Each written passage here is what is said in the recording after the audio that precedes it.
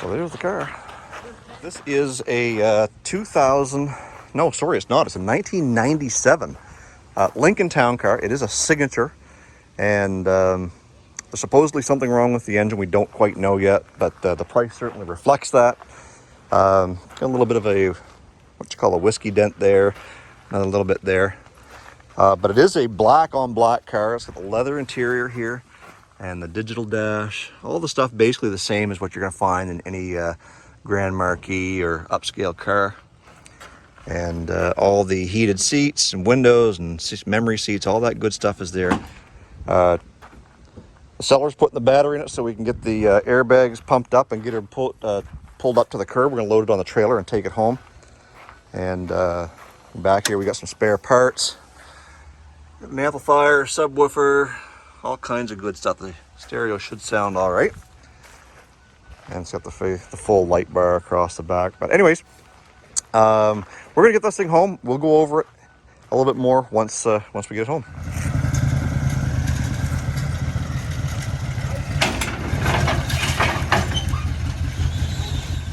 Okay, so we got the car unloaded off the trailer. We really didn't get a real good look at it, so let's just kind of go around and see what's going on. We do have some rock chips on the front here, some of the colors coming off the bumper, a little bit of water inside the lens. Got winter tires on it. They are Michelin winter tires. They're 16-inch on this car. A little bit of surface rust there, a little bit of blistering coming there, and as you can see, it is a Signature Series. And on the hood, aluminum hood, but we've got some paint peeling and the clear coat's coming off there. Same thing up here on the roof. Clear coat's coming off of it. And down below, I mean, all the tires, they're fair. I mean, they would pass inspection, but they wouldn't be much good for the winter time. But I think even with the black and the clear coat peeling, we can probably make this thing shine. It does have dual tailpipes. It sounds like it's got glass packs. We'll be able to tell for sure once we get it up in the air. Clear coat coming off the back. She's been sitting a while. She's a little bit dirty. Come around to this side here. And we got your standard stuff here with the gas cap kind of coming down, scratching the paint a little bit. And, you know, the rest of it is pretty good. I showed you the little dent in the fender here and little dent there on the top of the fender. Other than that, a little scuff in the corner. Not too bad. The wheels could use a little refinishing. As we come inside, I mean, for 97, this thing is pretty well equipped. On the side here, it's much like the Grand Marquis.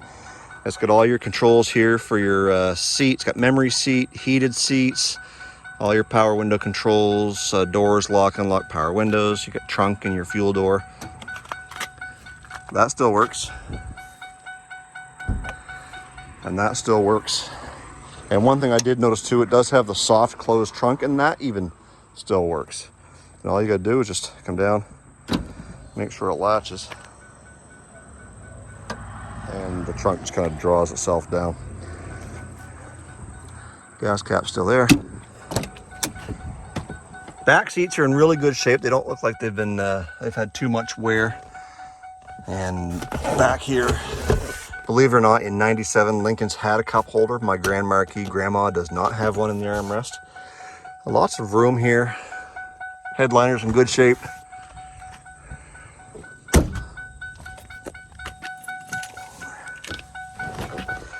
And it's even got the same steering wheel that Blackjack had.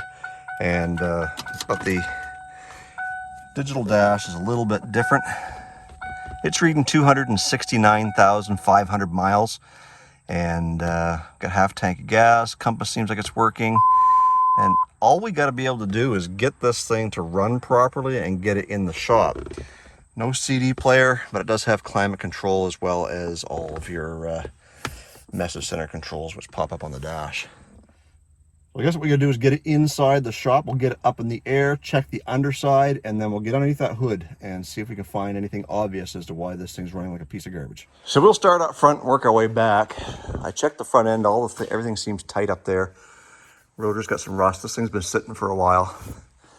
Lower rad hose seems like she's not clipped into place. That should be up there like so. She's hanging a little bit. And this is the old suspension on these Panther platform cars, which used a shock and a coil spring. Everything from I believe it is 03 and up ran the new setup, which was the McPherson struts and upper and lower control arms that are a little bit different than this setup here. But as we kind of come through here, nothing really worries me too bad. The frame all looks good. The transmission pan looks like it might be weeping a little bit. Both catalytic converters are still there. So, I mean, there's my money if this engine thing doesn't really pan out. Floors are all still in good shape. Brake lines look like they're a little bit rusty, again, from sitting. And we look up in here and the rocker panels are in really good shape the whole way back. So nothing to worry about there, I don't think. And yes, she does have some glass packs. It's got the true dual exhaust coming back here, no H-pipe. And it does have the airbag suspension. So the airbags are still there. They do still seem to be working. I don't know where the sensors are. The tag is gone off the differential. We'll look that up and see what gears are in here. Gas tank looks like it's still in good shape. Like it's fairly solid. Trunk pans are in good shape. Rear bumper impact bar. And these quarter pockets here, those are still solid. Thing needs a good undercoating. It's been sitting for a while. It does have a trailer hitch on it, so if you were inclined to want to tow something, you could. I wouldn't recommend it on a car with this many miles on it. But at the end of the day, we still have parking brakes are engaged on this side. And on this, disconnected on this side for some reason. Maybe it just came undone. Who knows? But we'll have to tear into all that. So far, I think I've made a good purchase based on the fact that the car is in decent shape. Let's get up underneath the hood and see if we can find anything obvious as to why this thing is running bad and why it won't stay running on its own. A couple of things to note here is that when this would run, Junior was telling me that we had condensation and exhaust coming out of this side of the tailpipe and nothing over there. And if you kind of look in there, you'll see a little bit of wetness coming through. So what it seems like to me is it seems like it's running on only one bank of cylinders. On these cars, they do have plug wires and separate coils for each bank. It's possible we have a bad bank of coils, maybe.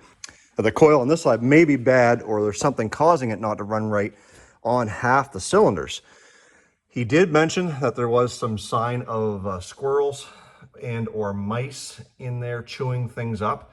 So we may find that we've got some chewed wires somewhere, but we're gonna have to dive into that. Nothing under here looks much different than any other Panther that I've had. Battery seems like it's good. I'm not sure if you can see down in there, but right there he says he just spent $600 from Ford not that long ago on a brand new air conditioning compressor. So he says the air should work if you can get the engine running properly. And the story behind the engine originally was there was something that went wrong. I don't know if it took a head gasket or something like that. Anyways, he ended up having the motor completely rebuilt. And shortly after the rebuild, this problem came along and he ended up parking it. The car has been sitting for a couple of years. Apparently, the license plate shows it expired 2 years ago, but the inspection sticker is still good till the end of the year. So I would say whatever he had done to it, he had it done and had the work done, and then all of a sudden it just started working like crap. He parked it. So let's dive in and see if we can't find anything obvious that's kind of going to give us the problem here. And we'll check the injectors, we'll check the coils, we'll check everything that's obvious and see if there's any just, problem that's giving us with a chewed wire or a frayed wire, or maybe it just ends up being a bad coil. So we're going to check spark and go from there. So we found this little rubber hose laying down in there. I'm going to plug this back in. You don't suppose it's just something stupid, simple like that. That's, vacuum loss causing it to run like crap. Suppose we could get so lucky. Anyways, let's try it out.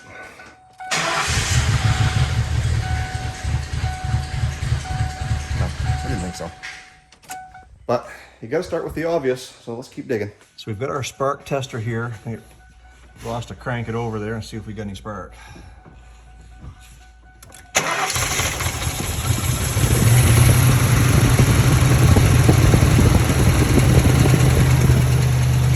That's the fastest run. 7 cylinders. That's strange. So I just plugged that spark plug wire back in, and we'll try it again just to see what's going on here. There she goes. Yep.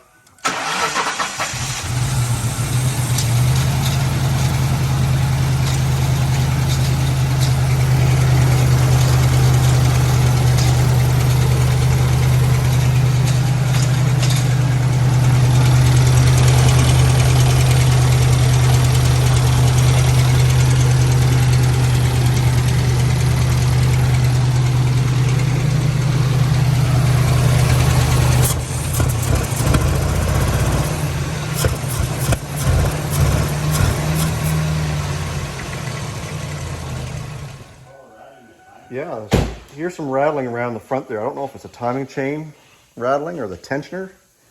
Supposedly that stuff was supposed to have been replaced, but when you give it throttle, it wants to die off. I'm wondering if the plug wires aren't maybe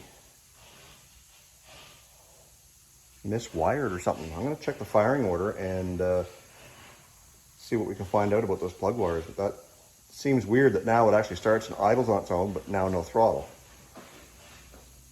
And that noise in the front of the engine sounds like a timing chain. So maybe we are SOL, but we'll keep checking. So I came over here to check the spark on this cylinder here. I don't know if this is number 1 on these Fords or not, but when I went to go put it back in, I noticed that this injector was unplugged. I thought, well, maybe it's just because when I pulled that out, that came unplugged.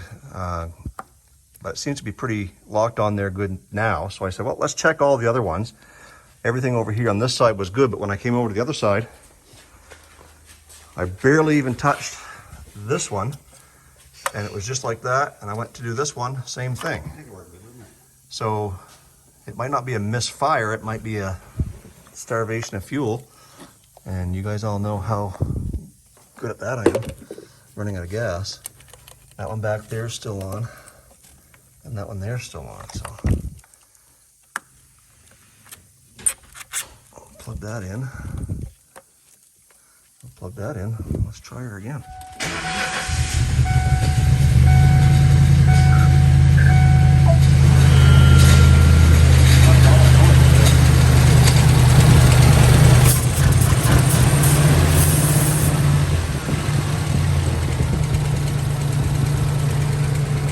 Go ahead and unplug that first one again.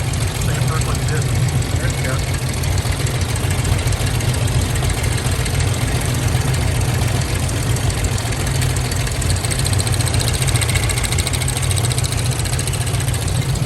So we've got lots of fire coming out of these coils, but when we pulled the number 1, or that first one, it comes over here, and there's nothing. It doesn't change the way the motor runs at all. We pulled another one, and it came to this number, this first one over here too. Same idea. So I'm thinking maybe we're going to start with some plugs.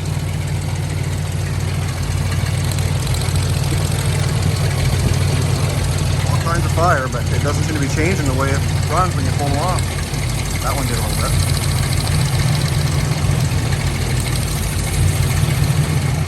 All right, so what we decided to do is get some spark plugs coming. So I'm sending Junior down to grab those, and we're going to get them pulled out here and take a look at them and see if something as simple as a little bit of a tune-up is going to fix our problem here. So let's get these done.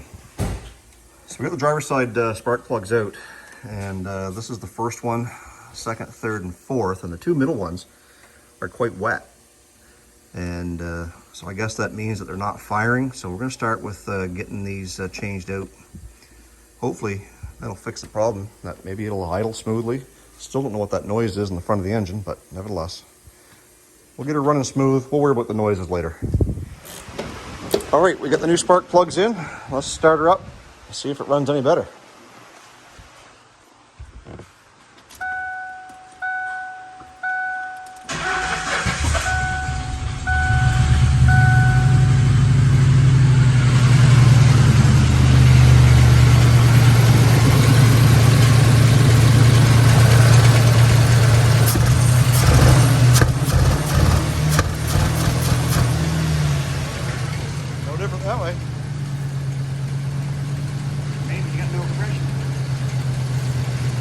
get steam exhaust coming out of this and water condensation.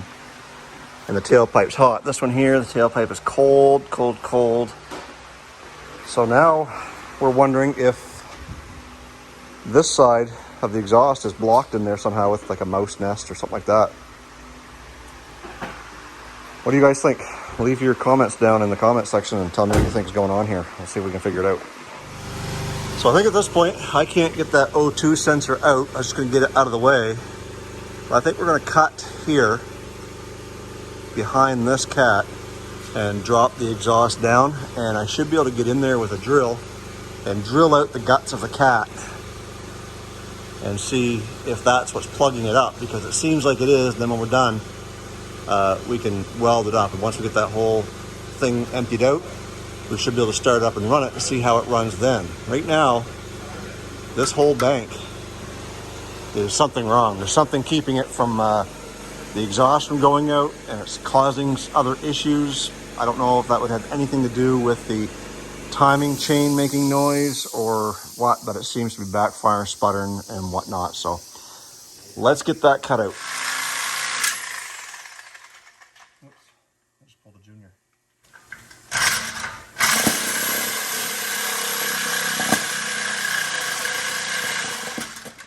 If you want to grab a hold of that, just hold it so it doesn't fall down on me.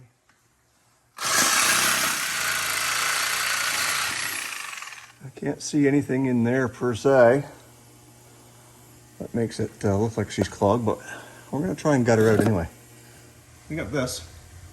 Try that out, see what's going, see how she works.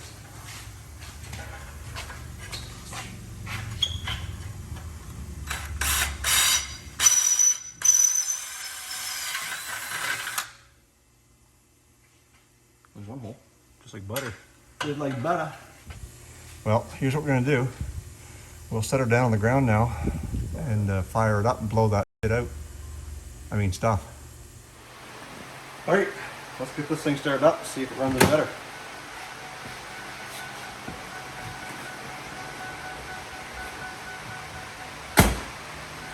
Ready?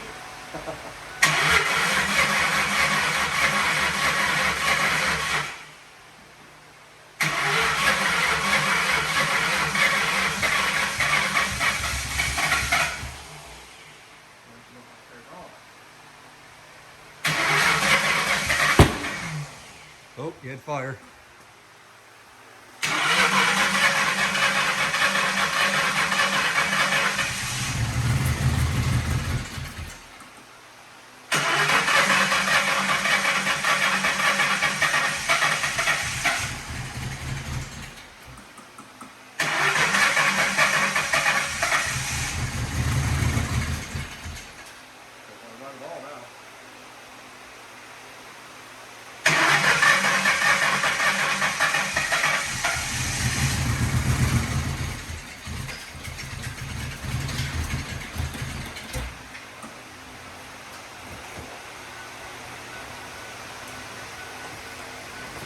Maybe it's because that O2 sensor is unplugged.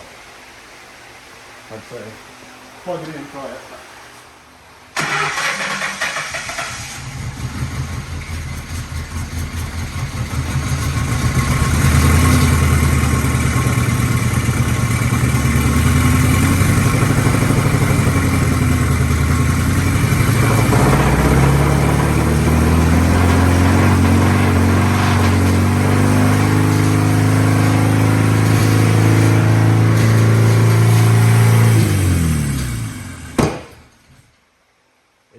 Bunch of junk.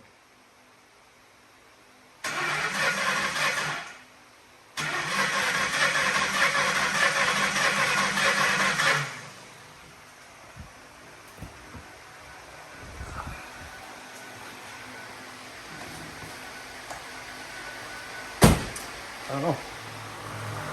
So we did get a whole, not a whole lot, but we got some cat material coming out of that. But even running it as hard as I did there for a few seconds, I shouldn't be able to grab that, and that's almost cold to the touch. So like there is definitely something going on. There's not much coming out of the cat out of this side of the exhaust. So either we've got some compression issues, or terminal. I don't know what it is, but I don't know. I'm going to put this to bed for a little bit and come back tomorrow with a fresh eye on things. All right, so we're back here, day 2, trying to figure out what's going on with this car. We've taken a look at obvious things, vacuum lines, this and that. We checked the plugs, we checked for spark, we did put plugs in it. And where we are now is we can't even get it running because we thought that the driver's side bank on the exhaust was plugged. There was no exhaust coming out of it. After running it for 2 or 3 minutes, you couldn't even go up and grab the passenger side catalytic converters. They were so hot, but on the other side, they were literally cold to the touch. So there's a restriction and or something not working on the driver's side bank. And because we can hear a timing chain kind of slapping around, or what it sounds like on the inside, I'm leaning towards the timing chain may be even broken on the driver's side bank of head valves. So we're going to take the valve cover off on the driver's side and see if we can figure out what's going on, see if the chain is still wrapped around the cam. Trying to start it, it acts like it's out of time, backfiring through the intake, so I'm afraid that we're going to do more damage if we haven't already. These are interference engines, so if the timing was off, chances are we got bent valves on this side. But having said all that, it's looking like we're probably going to have to put a motor in it. Now, Junior's got the 02 town car that we can, buy that motor from him, put in this car. Or maybe there's something else you'd like to see us do as a custom something or other. Put a motor in this, maybe a diesel swap, maybe an LS, maybe a Hemi, who knows? Go ahead and tell me in the comment section down below. Should we just replace it?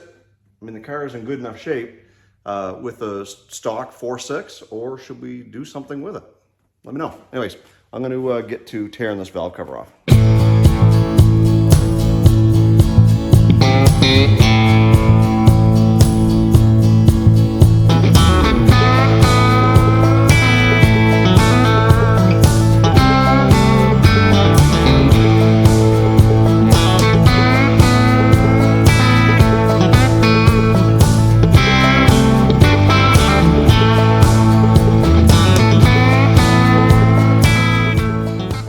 Struggling to get this valve cover out of here because on these cars you got this coil pack here. On the newer ones you don't have it there because they're coil on plug.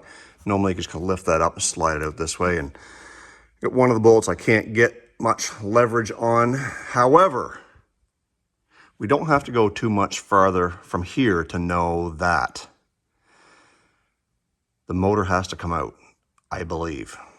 Let me show you why I think that. This, my friends, is the timing chain, and this is the cam gear it is meant to ride on. So if it's not riding on the cam gear, it's not turning the cams, therefore opening, closing valves, therefore not getting any exhaust out of the driver's side of this car. So the good news is I'm done working for the day. The bad news is my $500 car is now going to start costing me money. So I have no problem with that because I believe all day long in its current condition, if the motor was running properly, it's probably a $2,000 to $3,000 car, even though it's a 97, even though it has high mileage, it's in extremely good shape. And in my opinion, worth fixing up. So if I can figure out what I'm going to do about an engine, we'll go that route and figure out what's going on. But for now, I'm just going to button this back up and push it out back until we decide what it is that we're going to end up doing with this car. So I still don't think it's a bad price, but unlike Blackjack, where I bought it cheap and it was a quick fix, this is not the case. So anyways, I guess we'll call it what it is, and that is a piece of junk at the moment. And anyways, we'll get something figured out with your guys' help on what to do with this motor, and if we can find something not Ford to put in it, maybe we'll go that route. If we can find something that is Ford, you know, we'll certainly entertain that as well. We've got a Borescope, and we are getting ready to dive inside the engine on this 97 Lincoln Town Car that I picked up for 500 bucks. Before we go any further, I want to thank you guys for watching that video. It went up only 7 days ago from the recording of this video, and you guys have made it go well over 10,000 views. I've never had a video do that on my channel, and you guys seem to just love these old Panther platforms. Well, we've got another video coming your way, so let's dive in, get the spark plugs out, and see if we can find some bent valves, or maybe not, on this 97 Town Car. All right, so we've gone and got the spark plugs out. We've got our Borescope ready to roll. I've been down each cylinder, and let me show you what I found out. So as we go down into cylinder number 1, we can see a little bit of a mark right there at the bottom, or whatever that is, the top of the piston. Looks like the valve has kissed that piston. We go over to cylinder number, I don't know what it is, whatever Ford calls it, the second one back here, and we definitely got a kiss on the piston right there at the bottom of the screen. I don't know if I can get down close enough for it to stay focused. But right there, it's definitely hit the valve. We go over to cylinder 3, or whatever the third one is back here, and other than carbon, it looks fairly clean. And cylinder behind it, the last one on the driver's side, I gotta learn my Ford so I know what cylinders to call them. Other than that little mark right there, that's where the camera went down. That cylinder looks like it's pretty close to top dead center, so I can't really get down and take a look at it. I'm gonna try and wiggle that camera around on those first 3 cylinders to see if we can actually look up at the valves to see if they're bent. And if I can't get any good visuals, then what I'm gonna do is see if I can get that valve cover slid out there. Maybe we can roll the cam around and see if any of the valves move with the cam. They should be able to move back up into the closed position. Otherwise, we'll know if they're not moving at all that they're bent. The goal here with this video is to be able to do some sort of a compression or leak down test. In order to do that, we've got to get this thing lined up on its timing marks. And what that means is taking apart the fan shroud, the fan, all the accessories off the front so we can get at that timing cover and get in there, line all those timing marks back up. It shouldn't be too difficult. They should be labeled very well, and then we'll kind of go from there. In the meantime, I'm going to see what I can find out more with this Borescope. If I find anything cool, I'll be sure to get you back in there and take a look. So we're down here on this second cylinder. 1, 2, 3, 4, 5. Cylinder number 6, I believe, I found something neat that I can actually read how much the block must have been bored out. I don't think these things are 50 over, but that's a 0.50 on that piston. So the work's been done, and I think if I kind of move the camera around a little bit and come back to cylinder number 1, you can still see, or clearly see, some cross hatching on that cylinder wall. So work has been done on this engine, and it looks as though with 430 whatever thousand kilometers, 265,000 miles, that this thing has had some work done to it. So I'm not sure what happened with the timing chain, why it popped off. Again, I believe it's a tensioner failure, so whether they replaced it or they didn't replace it, one way or the other, I believe it failed. So that's as far as I got with it. I cannot get the camera to twist up and look back at the valves. So I think at this point, we're just gonna see if we can retime it and do a leak down test and see what the results are. So let's get tearing this thing apart.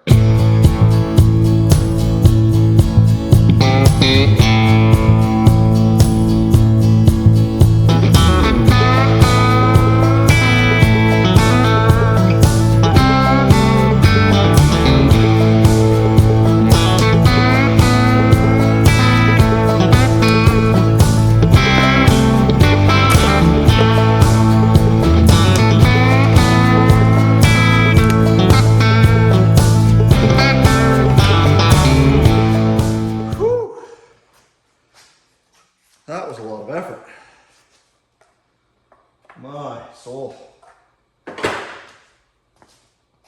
I am sweating like a pig. Well, now that we got that cover off there, and lots of dirt down in there, at least we got a gasket that we can just set that aside and reuse that. Might as well save a couple dollars. And that will just kind of come out of there like so. Just throw that over there. Let's get down in here with the flashlight and see what we can find out. All right, so there's the cam position sensor. So that piece right there is the tensioner, and the chain is kind of caught up in behind it. And way down there is the guide. So the guide shouldn't be there. It should be up against the tensioner, I believe. So the guide is not in the right spot. The guides are white, which tell me they may have been replaced, because usually if they've been in the engine for a while, they'll look kind of a orangey amber color. We come up here and we see where our dirt has fallen in, all the way down. We're gonna see if we can rotate this cam a bit and see if some of these lifters push up when they're supposed to be up, and maybe they stick down when they're not supposed to be. And remember, it was cylinder number 5, I guess, 1, 2, 3, 4, 5, 6, maybe this is number 6, that had the big score on it, where we feel like the piston came up and hit. So let's see if we can turn this thing at all. And that looks like about a 17, no, 18.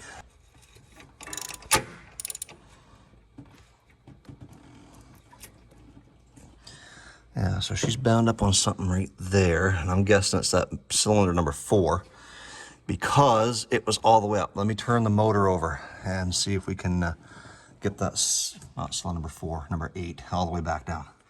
All right, so I was just rolling that around, and this happened.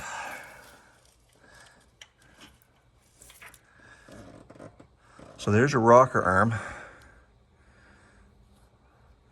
That just jumped out of place. And it came off of cylinder number right there. So I don't know if that's the way it's supposed to happen or not, but I'm thinking not. Anyways, that one there just popped right out. So it looks like we're at least tearing something apart here. I'm gonna have to clean this up. We got rust all the way back in there on that one. I don't want to be turning this thing over anymore, I guess.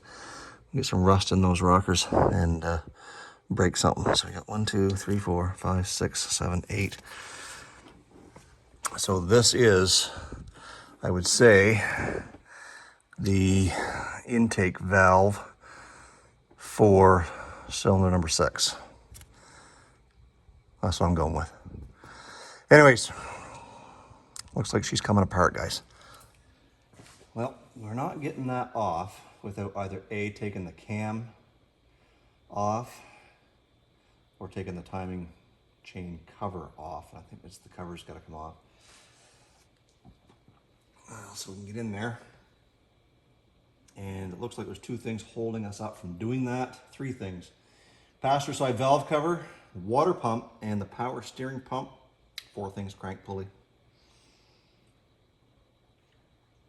So, I guess we gotta keep diving. All right, so I don't know where we left off from the last time I spoke, but we've got the other valve cover off on this side, and we've also got the timing mark lined up on the crank, and you'll see that there's a little notch back there, and we've got that lined up with TDC. When we do that, it brings the timing mark, as you can see by the little dot right above the S, pointing where it's supposed to be, but I don't have any guideline opposed to that black link, which is supposed to be lined up with that dot. Now that could just simply be the rotation of the crank. So we are going to mark that link that it's at right now. And when we come over here, well, we really don't have much to worry about. But I think from what I can see online, this needs to be way down there, because the timing mark is that little dot right there, and it should be kind of up in this direction here somewhere.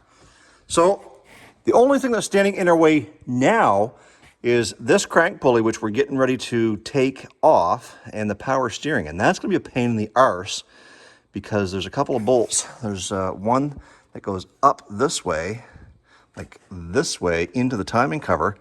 And it looks like there's another one down the bottom. And of course, you got all these freaking hoses in the way. So we're going to have to get the lower rad hose off and then kind of slide that power steering return line out of the way and mess around with that.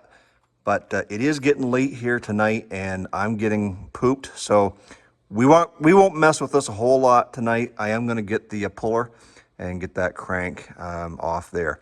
So let's set the camera up and we'll get that done. And guys, if you haven't already and you're really enjoying this content, please give this video a like and go ahead and hit that subscribe button because I'm trying to build the channel and you guys seem to like all this Panther platform content. And it seems like it may be the focus of the channel for the next little bit, even though I do have the Yugo, which we're going to be doing an engine swap here over the winter. I'm going to try and interlace the two of them together. So hopefully we can get this one done very, very quickly and be driving it long before we ever tackle the Yugoda, which is the Yugo with a Toyota drivetrain. Anyways, hit subscribe, hit that thumbs up. We'll be right back.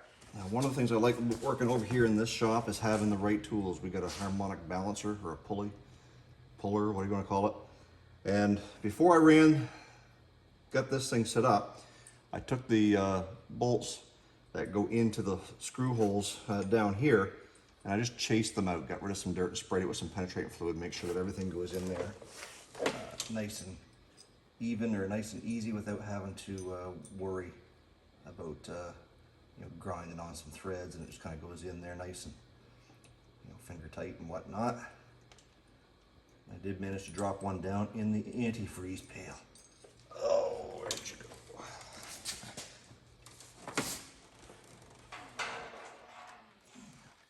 And of course the washer came off. At least it'll be lubricated before it goes in. Now there were a lot of you guys in the comments of the first video on this car who felt that it was timing chain related and that I should have checked codes before I did anything. And yeah, I probably should have checked codes. I do have a shop, I do have a code reader, and I should have figured out exactly what the heck was going on, and it might have pointed me in a direction before I went and ruined a catalytic converter and cut my exhaust, did a bunch of useless stuff. But at the end of the day, I think we kind of came to the same conclusion, and we're here. We're getting ready to pull this main pulley off here, this harmonic balancer or crank pulley, whatever you want to call it, and get to the bottom of what's going on. Now, one thing I've learned in the past is that when you go to put these things on, you want to make sure they're tight, but you don't want to go so far in that you're up against the aluminum timing cover because, well, obviously you don't want to crack it. We've got that on there good and tight, so now we can kind of get our ratchet on there and start pulling off the pulley.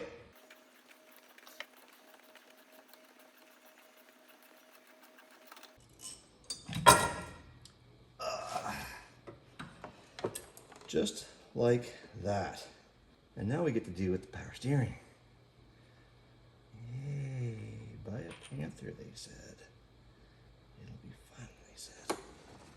So I was watching another video trying to find out, once we get the pulley off, how we're going to tell where the timing marks are. Well, if you've got your keyway here and you've lined up the pulley with top dead center, it's going to line up with 10 degrees before top dead center.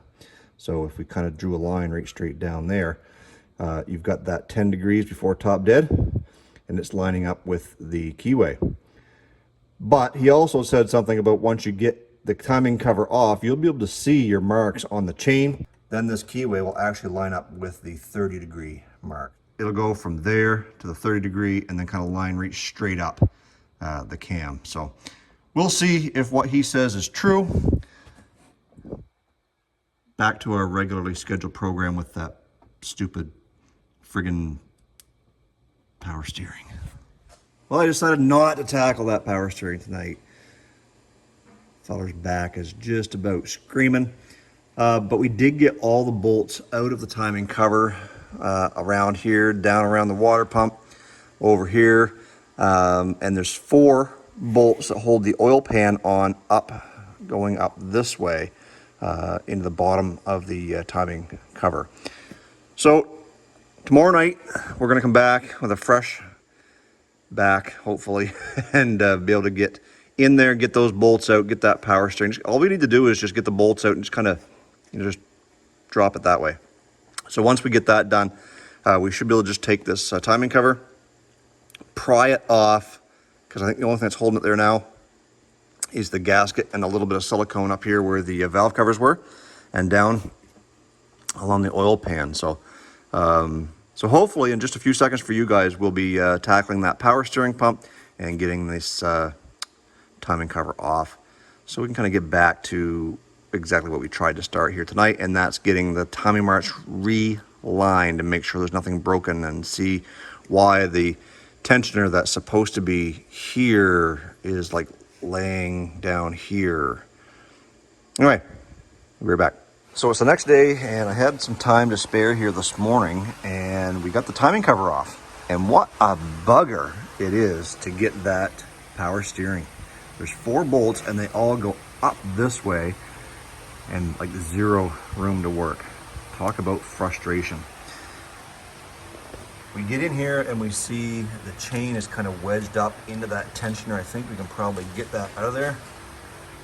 But there's the culprit right there, the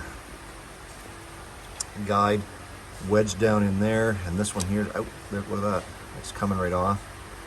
I'm not sure if that's broken because it wore through, or if it was a result of the chain being out of a line, but those are a little more orange than I think they should be for something that was just recently replaced. They should be fairly white. So my guess is that none of this got changed. I can't say that for sure, but I think we're gonna have to do that now. But I'm gonna attempt to realign everything and get the timing marks all set up. That way we can do a compression test and see what we've got for bent valves possibly. So I'm going to get this done, and I'll see if we can crank over and do a compression and leak down test.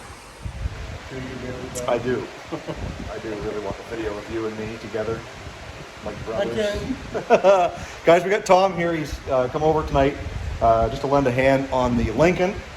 And I was kind of just giving him an overview of some of the things that were going on with the car, and I think we found what the problem was, and I'm not sure if it's a result of the timing chain coming off or it's the cause of the timing chain coming off. Let's take a look.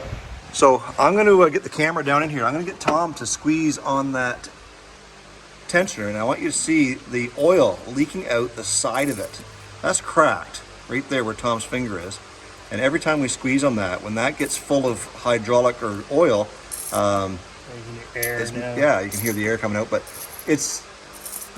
I don't know if that was the problem that led to the chain coming off, or if the chain coming off, and being wedged back in here caused that crack. So anyways, we know that we're gonna have to at least replace this tensioner, and we're going to replace it all if we can salvage this engine, but if not, we're just going to swap an engine into it and not worry about it. In the meantime, I'm going to grab the flashlight. We're going to get down and line up these timing marks on the crank and try and get this thing lined up properly and do a leak down test. See if we got some bent valves. I'm guessing cylinder number 6 is going to be the bad one. So I was just explaining to Tom about the timing marks. These chains have 2 black links, one that lines up with the timing chain on the crank, and then one that lines up with the timing mark here on the cam. So because we can't see exactly back in there, we are gonna have to almost guess, and we can roll that back like so. Be smart. Smart like dump truck. as Carter would say. Big brain, big brain. All right, so we didn't have a little pin to stick in there, so we used a zip tie instead. So we're gonna get the bolt started. We gotta get this tensioner on there first. What do I do with that?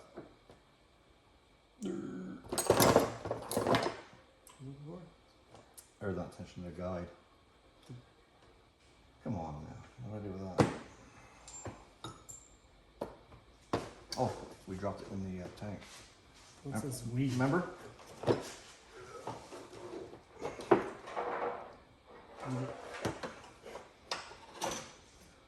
We dropped the tank, so therefore we get cleaned off.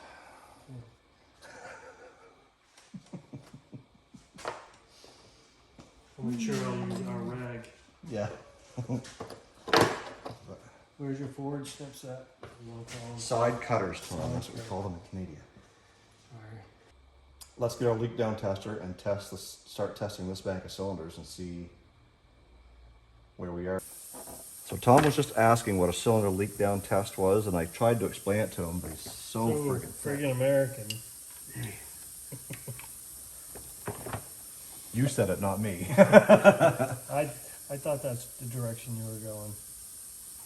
So all we're doing is we're threading this hose into the spark plug hole, potentially, if it'll actually thread in. Maybe I got the wrong adapter on there. Maybe your flashlight holder. Hold it straight, damn it! Here! You take her in after your mother. Straight in. Can't get it in the hole straight. Everything is recorded. So Everything is recorded. you're gonna do a good job deleting this, right? Or editing I'll it. edit it. Yeah, so that we both look real smart. It's too floppy. The hose is too floppy, Tom. It don't want to go in there. Son of a... What's going on over there? I don't know. You suck at holding the flashlight, by the way. Well, where would you like me to put it? I think a few places. I know what's wrong with it.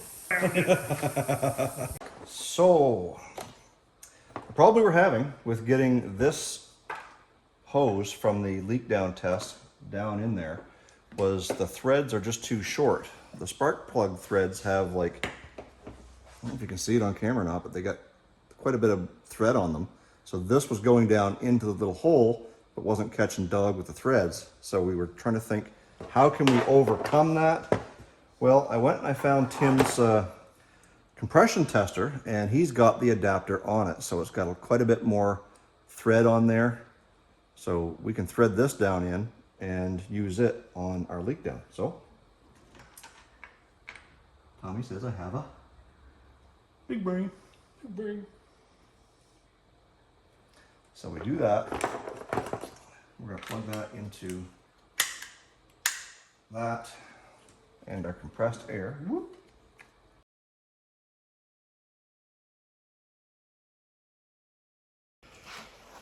Well, I'll be the first to admit when I'm stumped, and Tom and I have just been frigging around with this leak down tester. I've used them before, and they worked exactly how they're supposed to work. Put the cylinder on top dead center, crank up the pressure on your control gauge to 100, and your cylinder pressure will tell you what the pressure is in there. And all it's doing is staying at 100.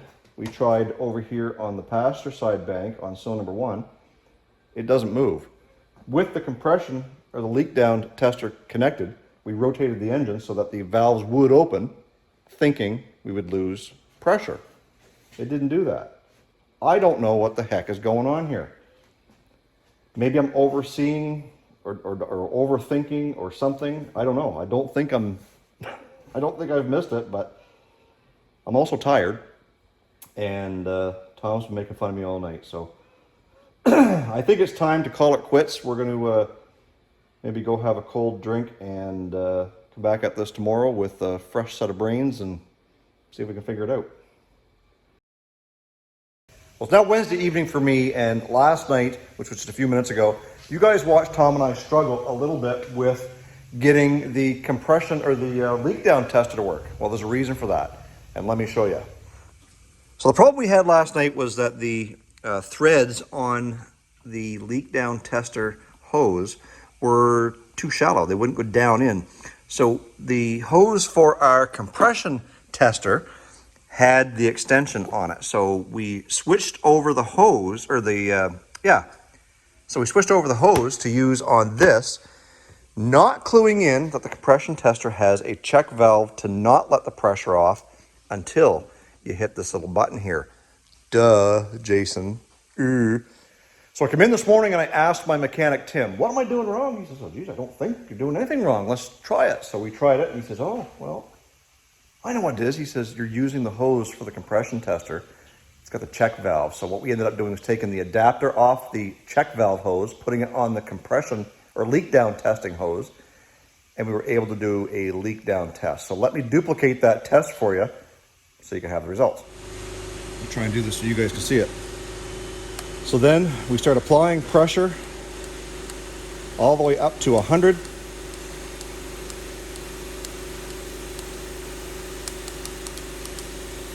And cylinder number 6 is only showing about 30% on that gauge. So we know that, and we can hear it. We can hear it hissing. So we know there's a problem there. I'm not even going to bother checking the rest of them because I know the head has to come off in order to fix this issue. And it is, I believe, an intake valve simply because I can hear it coming through the throttle plate here. And folks, before we jump into this video marks the 700th upload on this channel.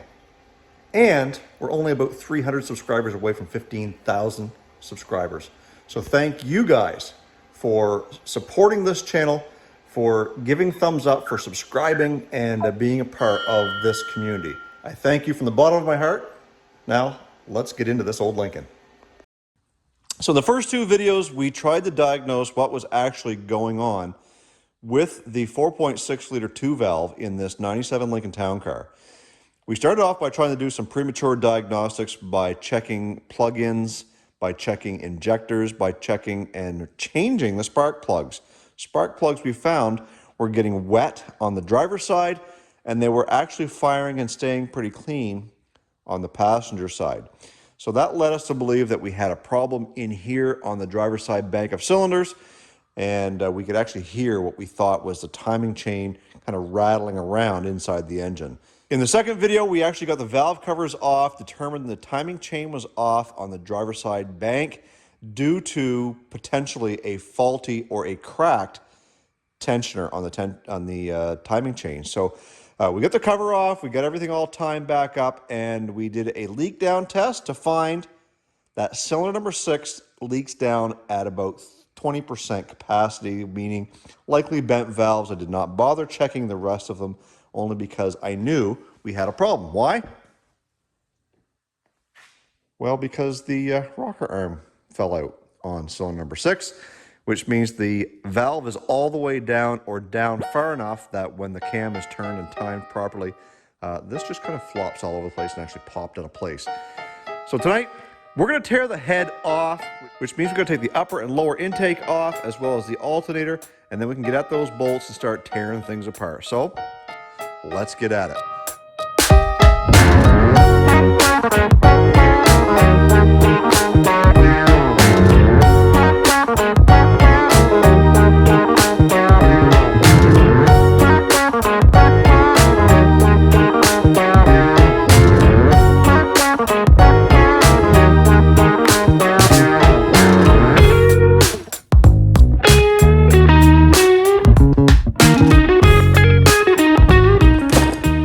Okay, so we're at the point now where all we've got left to do is take out the 10 or so bolts left in the intake, and we can lift that out and start making our attack on the driver's side head. So let's go ahead and get this off.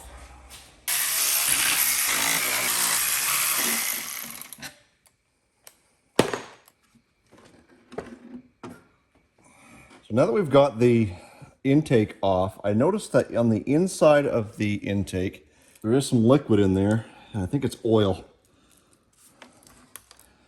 And if we look at the bottom side here, we do see some oil around there, and maybe around there. So I'm guessing by the looks of the rust on these bolts, this probably isn't a new intake either. So when the engine was rebuilt, I think they unknowingly just put back this intake thinking it was going to last forever. And guess what, folks? If you know Panther platforms, they don't. And the biggest reason why I know that they don't is that symbol right there. Those of you who know it. So if we're on a budget or we're not, chances are that intake is not going back on this motor. Let's tackle that head.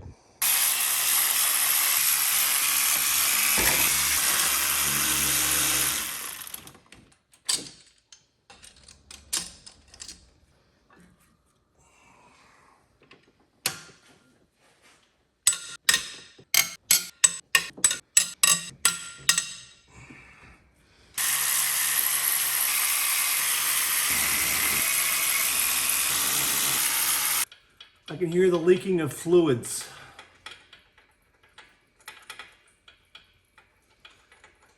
As this head comes loose. And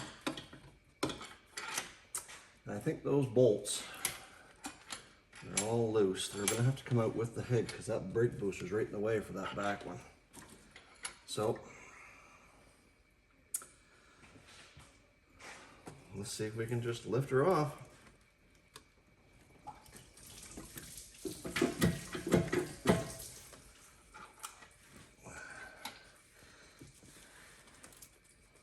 There's nothing holding onto it in the back. I think it's stuck on a dowel.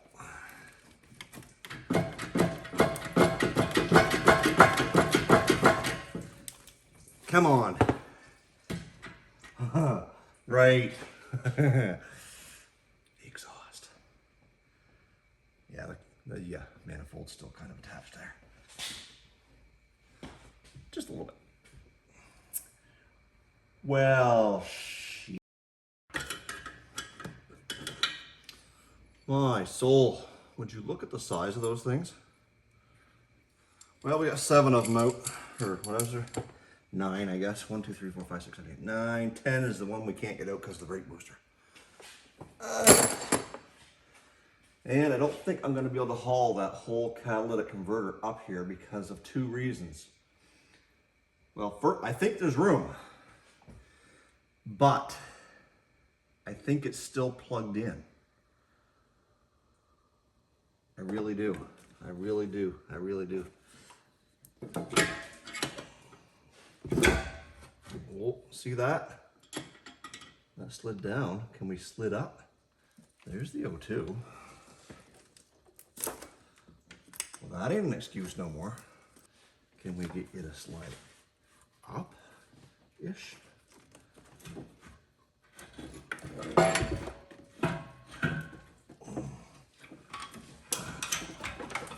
Maybe.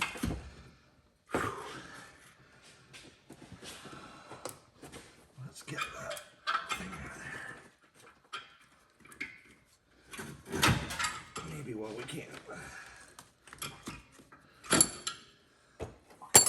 10. Okay,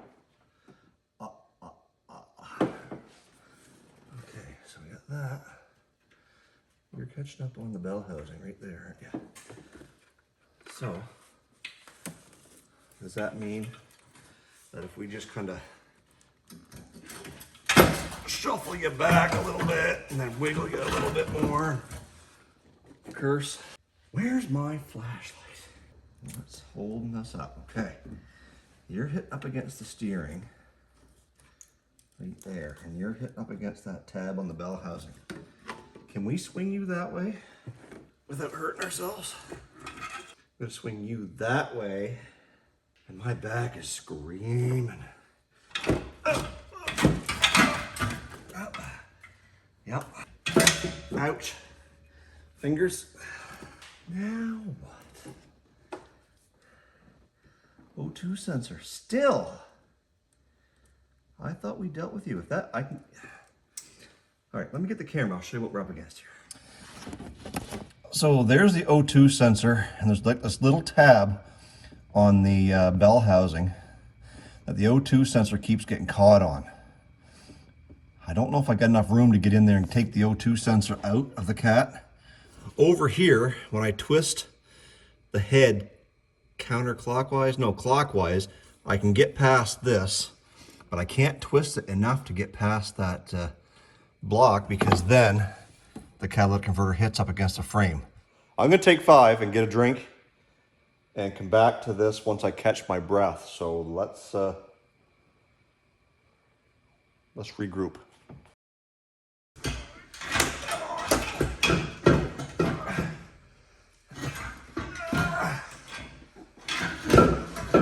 Oh, we're so close. Whew! I think we got her, folks.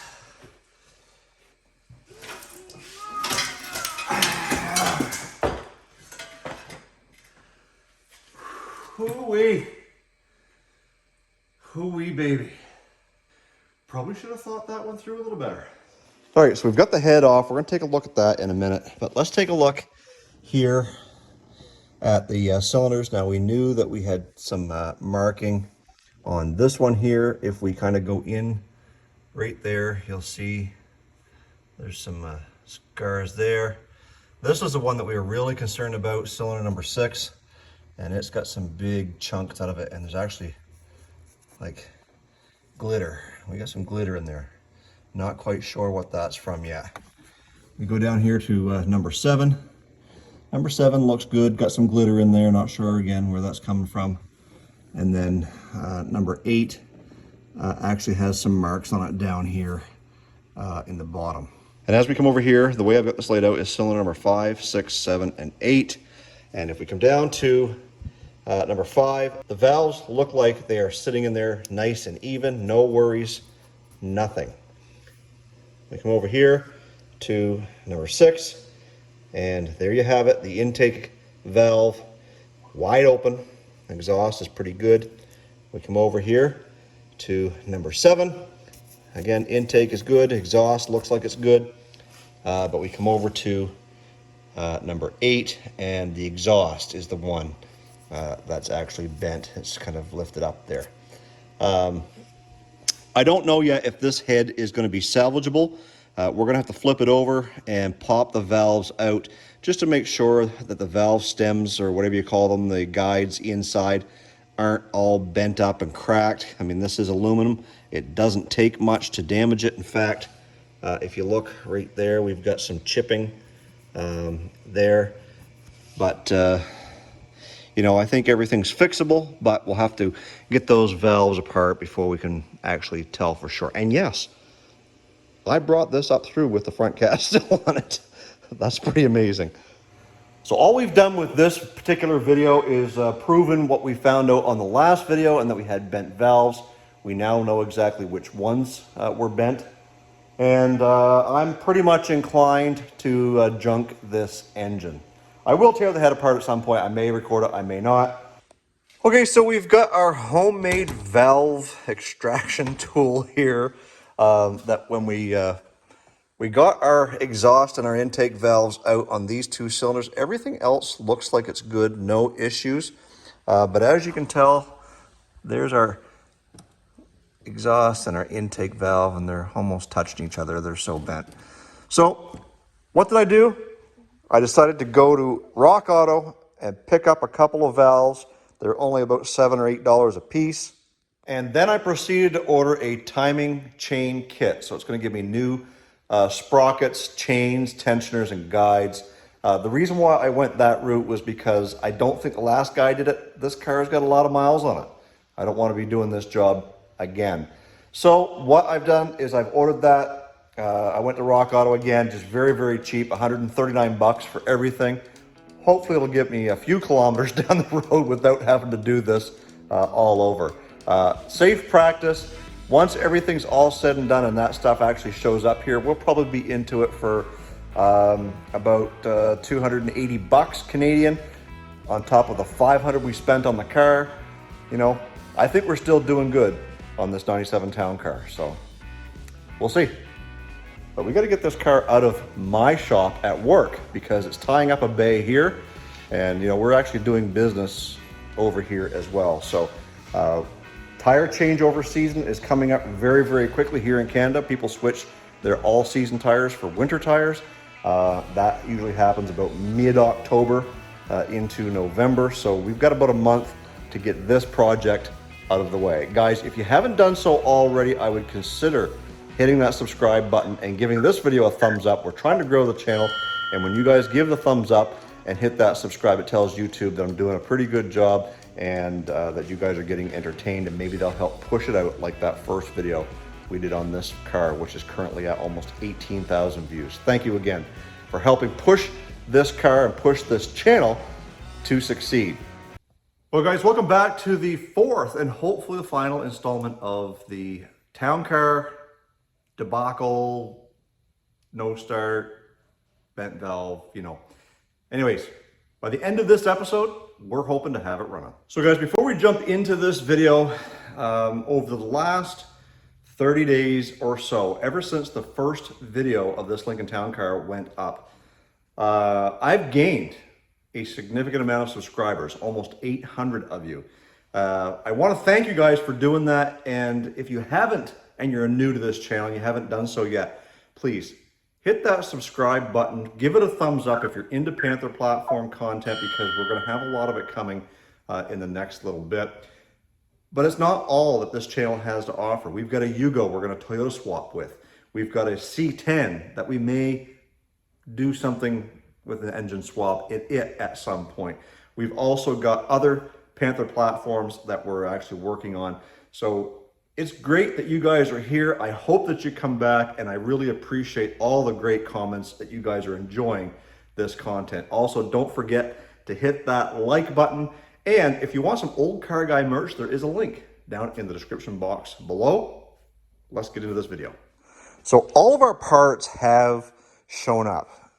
We got our milling valves that were only a few bucks a piece. We've got our head bolts, our head gasket. We've got our brand new timing set. This was only like 130 bucks, and it gives me chains, guides, tensioners, as well as new pulleys. We're only going to be using one of those though. Well, two. We're going to use the main one down the bottom.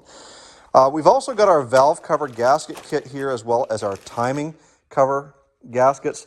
And I've been doing some cleanup work in kind of behind the scenes before I started doing this video.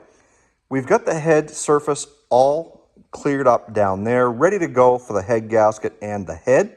We managed to get the catalytic converter off of the manifold because we wanted to make it as easy as possible to get this thing back down in there. I will be installing the manifold onto the head before I put it into place, simply because there's a lot more room on the bench than there is once it's on there, and you've got to get your hand kind of down in this area here. We got our valves replaced on the head. We've got a new one right here, and I think the other one was this one right here.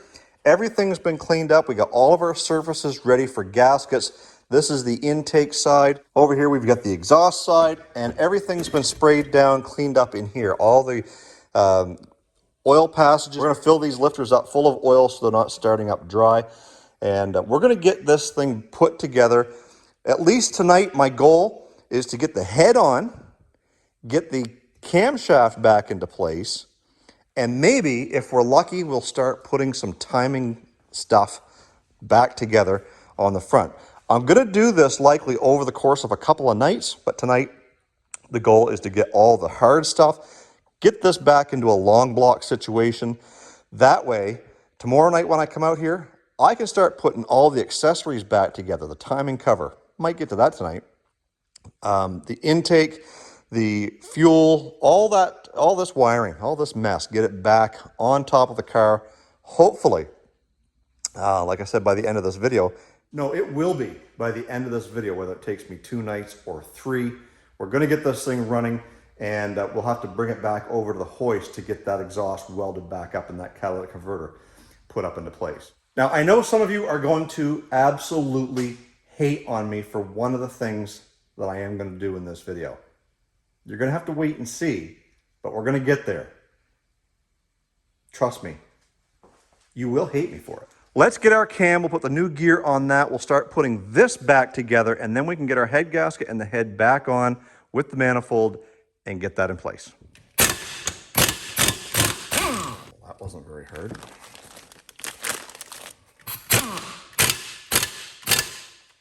Three Ugga-Duggas should do it just fine. So let's get the brake cleaner and a rag and we'll get this cleaned up. All right, so I don't have any assembly lube. I mean, this isn't a brand new engine, but what I do have is I got some transmission fluid, so I'm just gonna squirt some down in these lifter valleys as well as inside the oiling journals here before we put the cam down. And we'll make sure that everything gets lubed at least with some sort of lubricant before we go too far, because we don't want this thing to start up dry, right? Right. So what can we do? We'll just make sure we got one clean finger and just make sure that's all good. I mean, oil does this anyways, right? We could have just used oil too, so.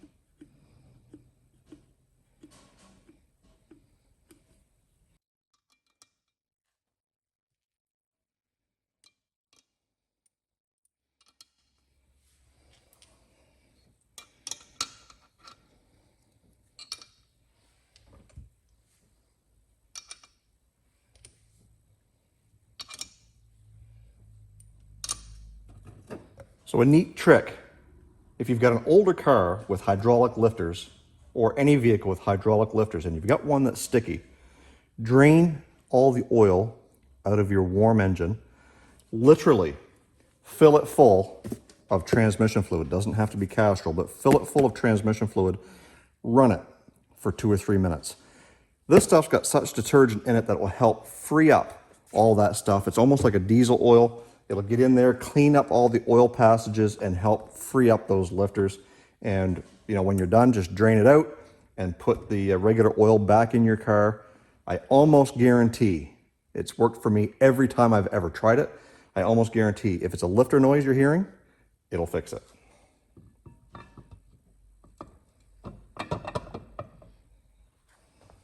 So before we go any further, we've got to get these retainers and these bolts all cleaned up.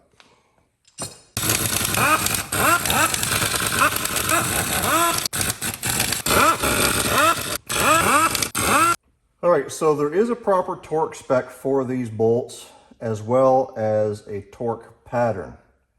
I've tried to memorize it. I'm going to flash it up on the screen, but I think it's 1, 2, 3, 4, 5, 6, 7, 8.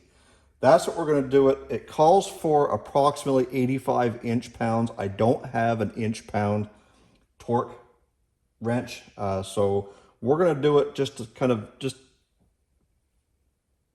like, you're going to know. It's metal bolts going into aluminum. It doesn't have to be tight, but we're going to follow the torque pattern and we're going to guess on the torque spec.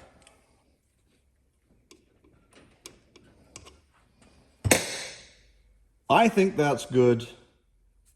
It'll be fine. Totally fine.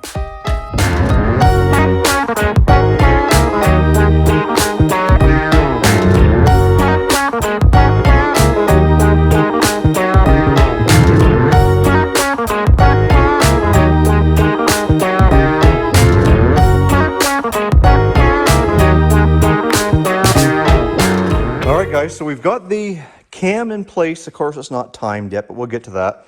We've also got the exhaust manifold on. Everything's cleaned, pre-lubed, ready to roll. And we've got the head gasket in place, and we did go with a Felpro, so it is a good quality, but it was cheap. I think it was only like 18 bucks or 13 bucks, something like that on Rock Auto. So Rock Auto is not sponsoring this build, but they friggin' well should be. Everything that I've bought so far has come from Rock Auto. So let's grab that head. Let's set it on the dowels. We'll get those bolts, head bolts, put into place. They're torqued to yield, not fun. Not a lot of room to work down here on this end, but we're gonna, as Vice Grip Garage would say, we're just gonna shit.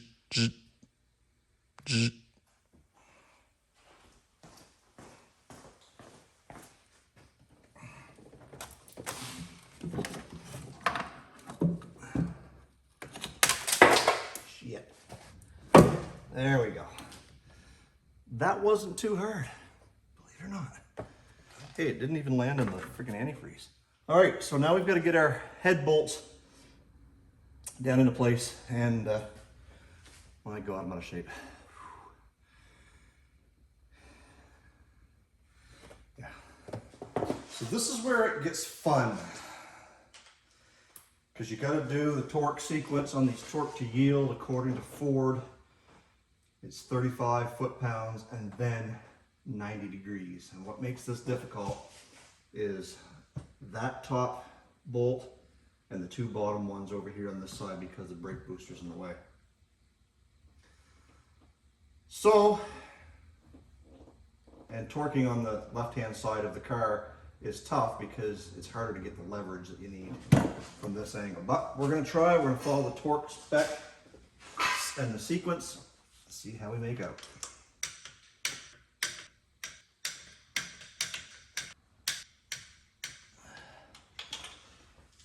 All right, now we've got to go 90 degrees. Second step is done. Now we're going to loosen them all off. Do it again. Ugh. Oh my soul.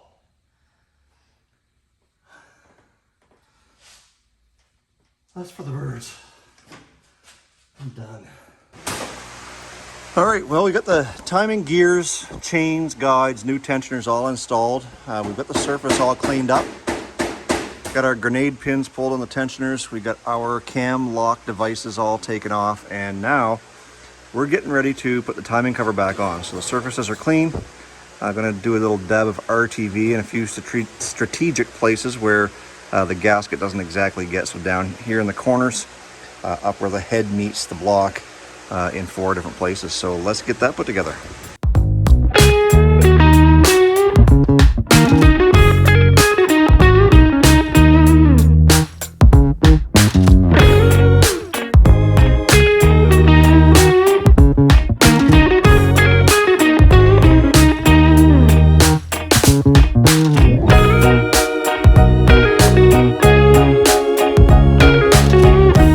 So we've got the timing cover on. Everything is kind of ready to roll there.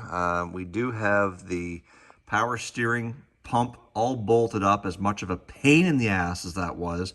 We're getting ready to put the valve covers on with the new gaskets for the bolts that hold them down.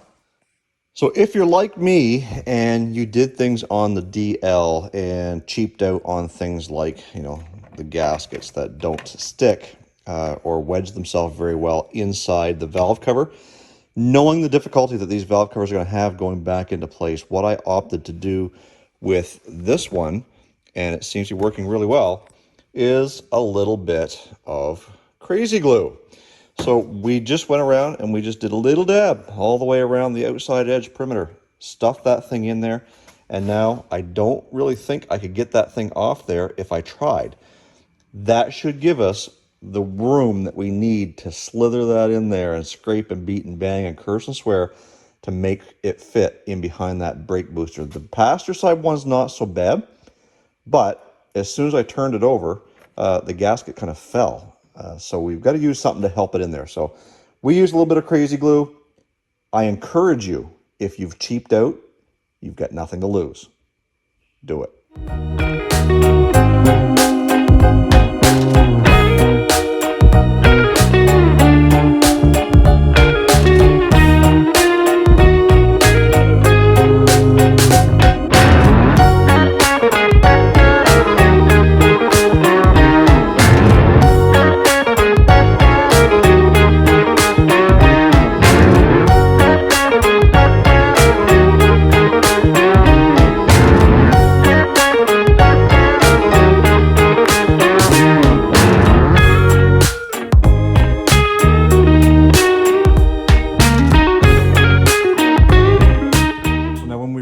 this head over here, we got the surface for the intake all cleaned up. Now we've got to go over and do the other side.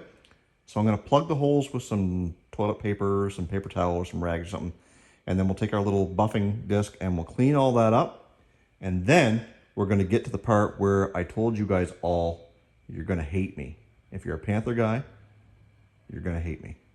Stay tuned. So this is the part of the video where I told you I was probably going to pee off a lot of Panther guys. So let me put it to you this way.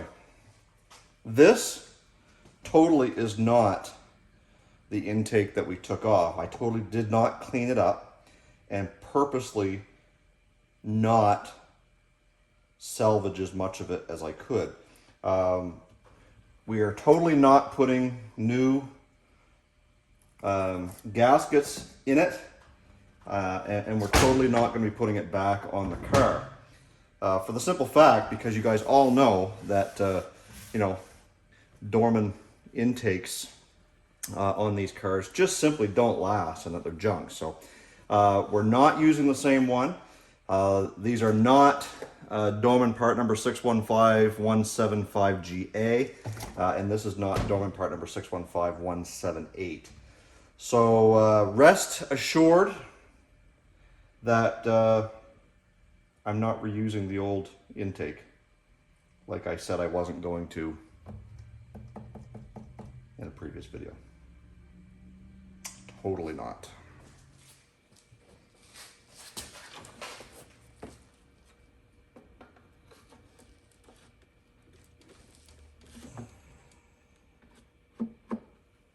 I can't believe I just did that.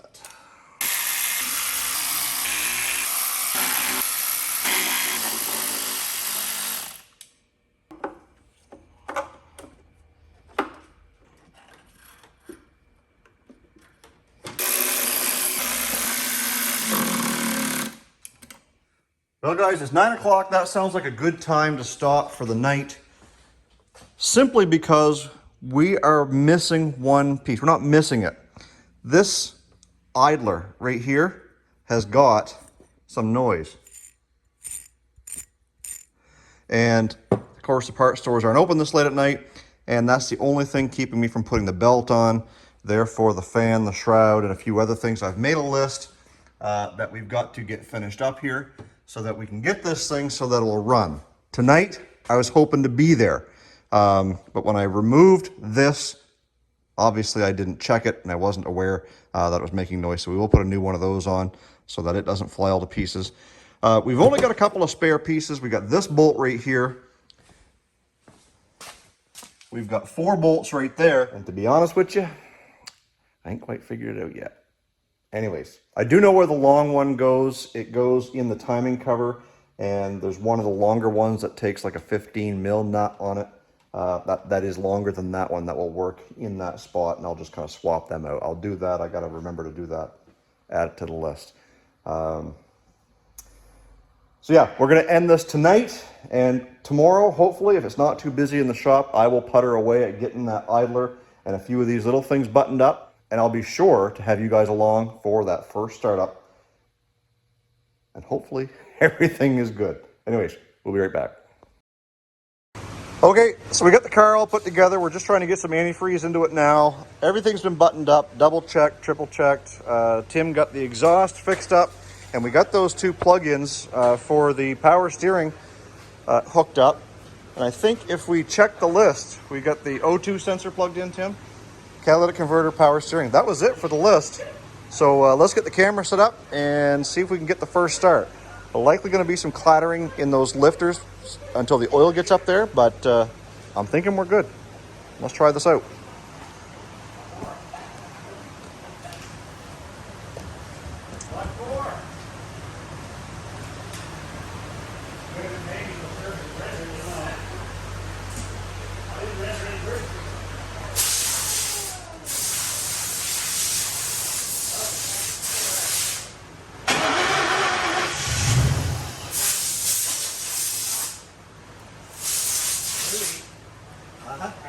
I heard 8 that time.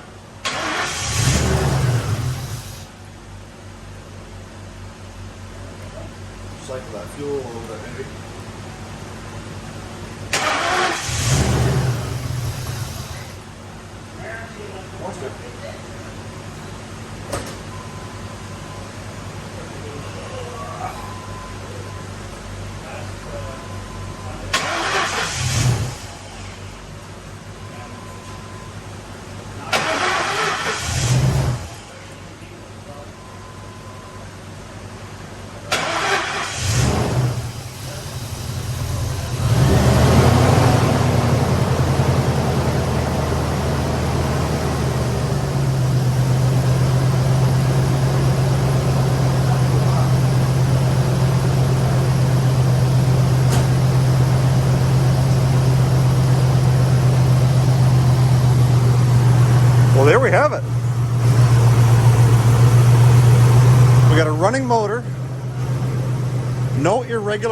is yet.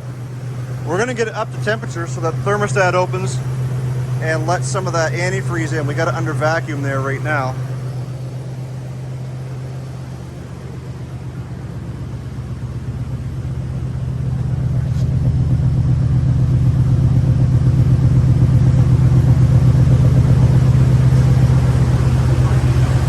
I'm pretty excited. This is what we were waiting for. We've got this 97 Lincoln Town Car I paid $500 for. We got maybe another $400 altogether tied up into it. And I think it's going to make a great winter car. The engine is super, super quiet. We're going to get this thing up to temperature, get the antifreeze put in it, and then we're going to go for a drive.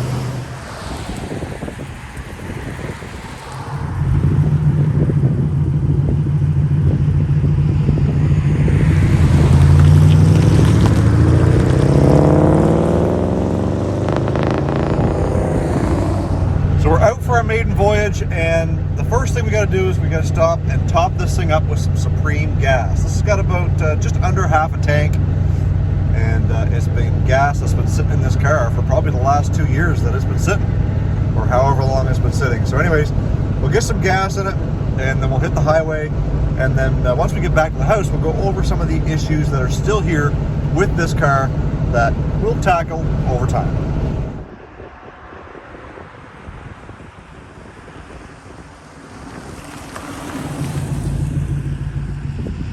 All right, so we took it out on its first little drive, and we found a couple of things. So one, the transmission tends to be a little bit sluggish. I mean, this thing's got 433,000 kilometers on it, so what do you expect? Other than that, not a shake, not a shimmy, drives straight when you take your hand off the wheel, and, you know, decent acceleration. These things weren't as powerful as the 04, like Grandma. I think these were capped off at about 200 horsepower. Grandma's probably somewhere around 230 or something like that. So it's a noticeable difference. Besides the fact that this power window went down, it will not go back up, and it's just clicking. So we don't know if it's come off the track or if the radiator went bad. You can still hear the motor. So we've got that to deal with. And you got to keep in mind, folks, that when I bought this thing, I basically bought it sight on scene. We focused on the engine, getting the engine running. And with that being said, we didn't even know what any of the other problems were. We didn't know if the brakes were good, bad. We didn't know if the tires were thumping. We didn't know if the transmission would shift. Heater blows, excellent. Now, when we go inside to the car, so far, except for the window here, which, I mean, the motor works. It's just something's going on. So far, everything seems to be working. The AC does not work. I found a broken pipe under the hood. Lots of heat. We got the heat back into it. Heated seats work, both driver and passenger. Cruise control works, and check this out. The key is not in the ignition, but yet it still does the ding, ding, ding, ding, ding, which is quite annoying when the doors are open. So if you can ignore that for a few seconds, we'll make this quick. One thing I want to point out is you guys all know that I fixed the shifter on Grandma. Well, check this out. Yeah. Same thing here. We're going to end up tearing that apart and trying to get that fixed up. All the seat features seem to work. Like I said, the power or the heated seats are working. Power mirrors work on both sides. We've got fuel door and trunk, and both of those buttons work because we did put gas in it. I have yet to clean out all the junk out of here, and I have yet to test the speaker and the stereo system to see how well all that works. The trunk works perfect. This is one of those draw tight trunks or whatever they call it. So when you close it, it latches and then it just kind of draws it down. That works. When I turn my signal light on to the left, it's got a flash turny signal.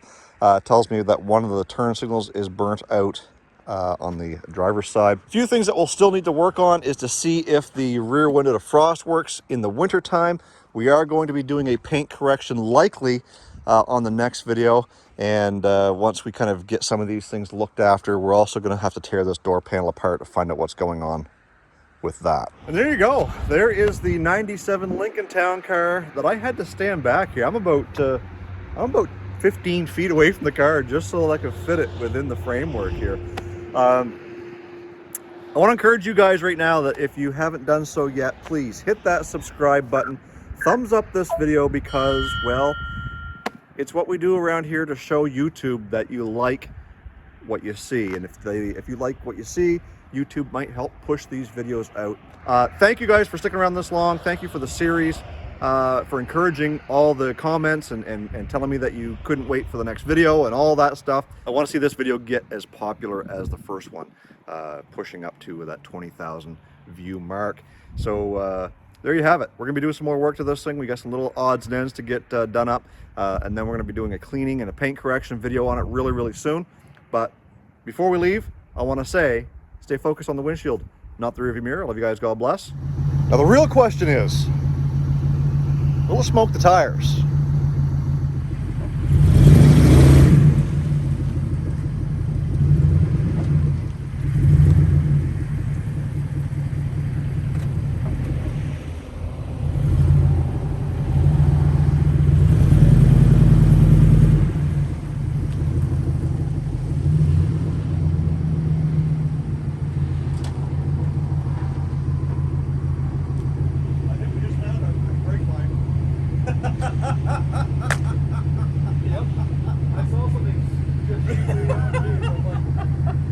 Yeah.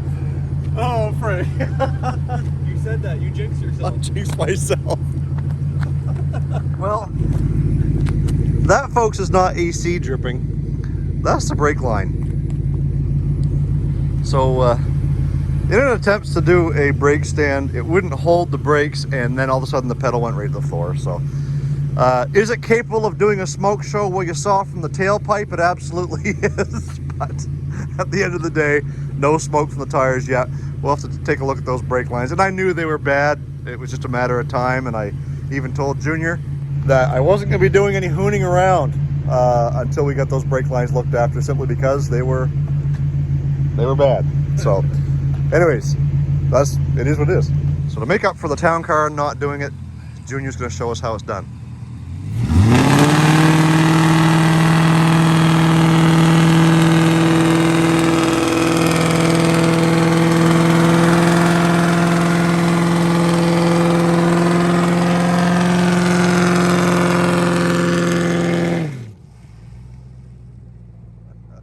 And there you go, folks. He ain't got no tread left on that anyway. So folks, in this video, we are going to be starting by detailing the crap out of this Lincoln Town Car, because we want to turn it from this into this. But in order to do that, it kind of needs a major overhaul. The glass, the interior, the floors, the paint is in terrible shape. We're going to take a look all around this car and show you where we're focusing our attention on today. And then I'm going to explain to you exactly what this challenge is that I'm talking about that involves Tony Soprano. So let's check over the car. So obviously we've got to start with getting this thing washed up. There is tons of treed grime and dirt all over this car because it's been sitting for so long. I haven't even so much as washed it since I bought it back in August, and I've only got about 200 kilometers on this thing of actual drive time. So we've got to get this thing spit polished, because we do have a challenge coming up with it, and I'll explain that later on in the video. But some of the areas that we want to focus on as far as the actual paint correction is, you can see we've got some clear coat that's been blistering up here and all the way up on the cowl part. It's actually peeling off, and there's a spot over there that we'll actually have to do some touch up to.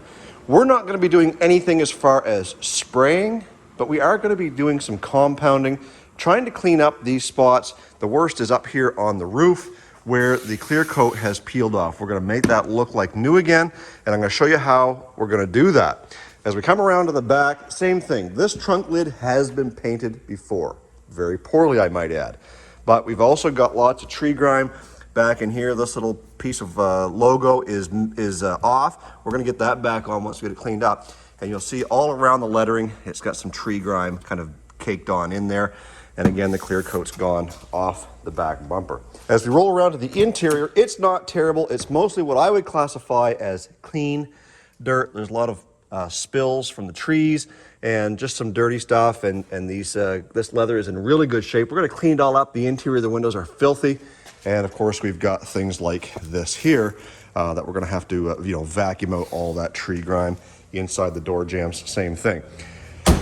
Up front, this is where most of the dirt is on the driver's side. The seats are going to clean up really well, and the dash is quite dusty, so we're going to get all of that cleaned up, and we're going to try and make this car look as best as we can for a car that's almost 30 years old. If you guys are not subscribed to Olde Carr Guy yet, and you like or love this Panther platform content, please take a moment, hit that subscribe button, because I've got 3 of these in the fleet, and there's always a video coming frequently on these Panther platforms. First things first, we got to give this thing a wash, so I'm going to do that, and I'll be right back with you.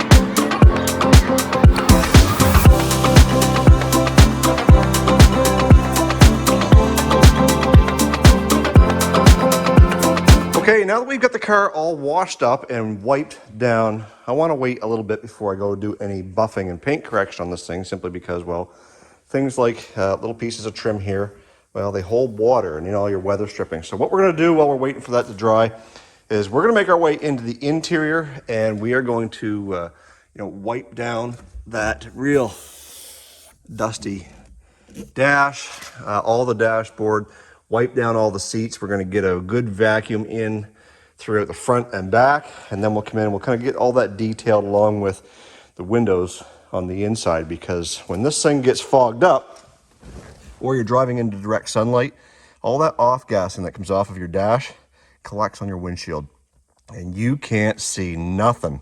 Here's a good example. So right there in that back window, specifically where the sun is shining through, you can see those swipe marks, and that's pretty hard to look out. So we will be washing with glass cleaner the inside and outside of the glass to help us so that we can see a little bit better when we're driving. So we're going to start with a vacuum, and then we'll go through with a wipe down, and then we'll get our glass done. Once the glass is done, the last thing we do is we'll kind of put a little bit of a, shine on all the surfaces except for the seats. We don't want to be sliding around the seats. So I'm going to grab the vacuum cleaner. We're going to get in here and we're going to start doing some vacuuming. So now that we're about ready to tackle the interior of this Lincoln, I want to show you a couple of common areas, and I want you to go check on your vehicle too, because I guarantee you it's this bad. A couple of the high touch areas that generally are disgusting. Let's take a look. So up here on the steering wheel, this is not always just wear in the leather. In this case, if you've got a plastic or a rubberized steering wheel, you're going to have a lot of gunk build up on here. That's from your hands, folks. If you're going through the drive-thru at McDonald's and you're touching your steering wheel and you're popping French fries into your mouth, yeah, that's getting in your mouth. Pretty gross, eh? Another area is these touch buttons. If your car has touch buttons on the steering wheel for control, like cruise, and over here you've got the radio and volume, they're pretty gross. In fact, over here, you can hardly even read the words that are there because, well, they're caked up with so much gunk. Another high touch area is the top of the turn lever stalk, as well as the top of your shifter. If you're not cleaning these on a regular basis, it's just a matter of time before you get sick. Because like I said, we all go through the drive-thru, we all eat while we're driving, going down the road, and we're touching this crap. I'm guilty. And I just showed you how gross it can be. And, when we're done with all them salty French fries from McDonald's, what are we doing? Yeah, that's right. Anyways, we're going to get this cleaned up so it shines just like a new one. And the way we're going to do that is with a little bit of all-purpose cleaner. You don't need a whole lot. We're going to spray it on there, let it soak a bit. And I'm going to start with a soft bristled detailing brush. to try and get in there and get a lot of those pieces all cleaned up. If you find that this isn't working or isn't cutting in, well, you can always go back and grab a nylon bristle brush and kind of get in there and get that all scrubbed up. When you're done, a microfiber cloth gives that a little bit of a wipe, and all of a sudden, you can now read your letters on your buttons.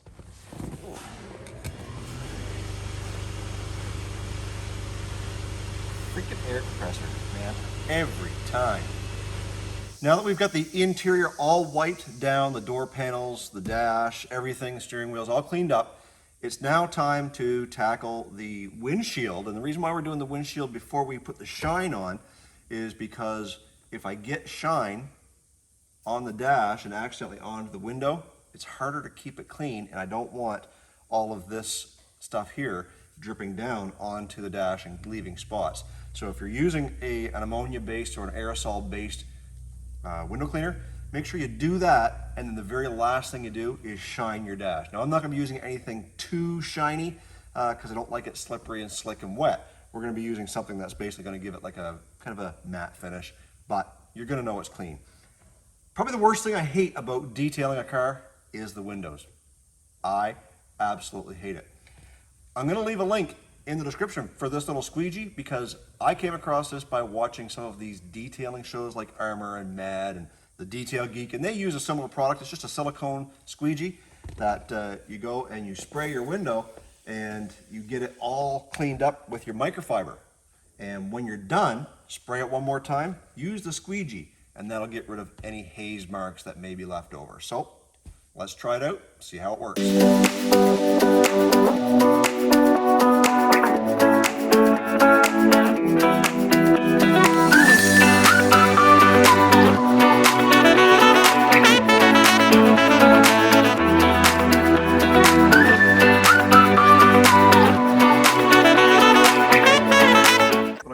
Grab a clean dry one and just get rid of the rest of this residual that's left on the windshield. So far, I think I like that method. It seems to get the grime initially with the microfiber, and then the finishing product is using the squeegee. So there we go. We've got the interior all shined up, all 4 door panels, the dash, as well as the steering wheel, and everything came out very, very well. This car wasn't what I would classify as filthy dirty. It was really just a bunch of clean dirt. Clean dirt means pretty much you can vacuum it up or wipe it down. So the interior is done to my satisfaction. All the windows are done. Now we can move on to getting this paint to look like brand new. Well, as best as we can. Let's get to work. So we've changed venues. We're over here in my garage and we're getting ready to do some buff and polish. Now, normally I would start on the hood so that you guys could get a good kind of before and after polishing, but the sun is shining through this window right here in front of me onto the car, and it's going to be a perfect opportunity to show you how good this little buffing machine and this compound work. So I'll show you the before and after. Let's take a look. So there's the sun coming in this window here, and it's shining on the car. So what I'm going to do is I am going to buff out this back quarter panel, or at least a portion thereof, and then we can compare it to the door. So that way you'll be able to see that, you know, as nice and clean as this looks right now, we're gonna make that black paint pop. So we're gonna be using a random orbit today, and we're also gonna be using the 3M compound to get this thing cut. And once it's cut, then we can go ahead and use the polish. Now, this is a pretty good example of seeing swirl marks in the paint. Now, you're seeing all kinds of it there from where the sun is shining on it. What we're going to be doing today is going to be hopefully eliminating all of that so we get just black paint. So without further ado, let's get this thing all set up and let's get to buffing.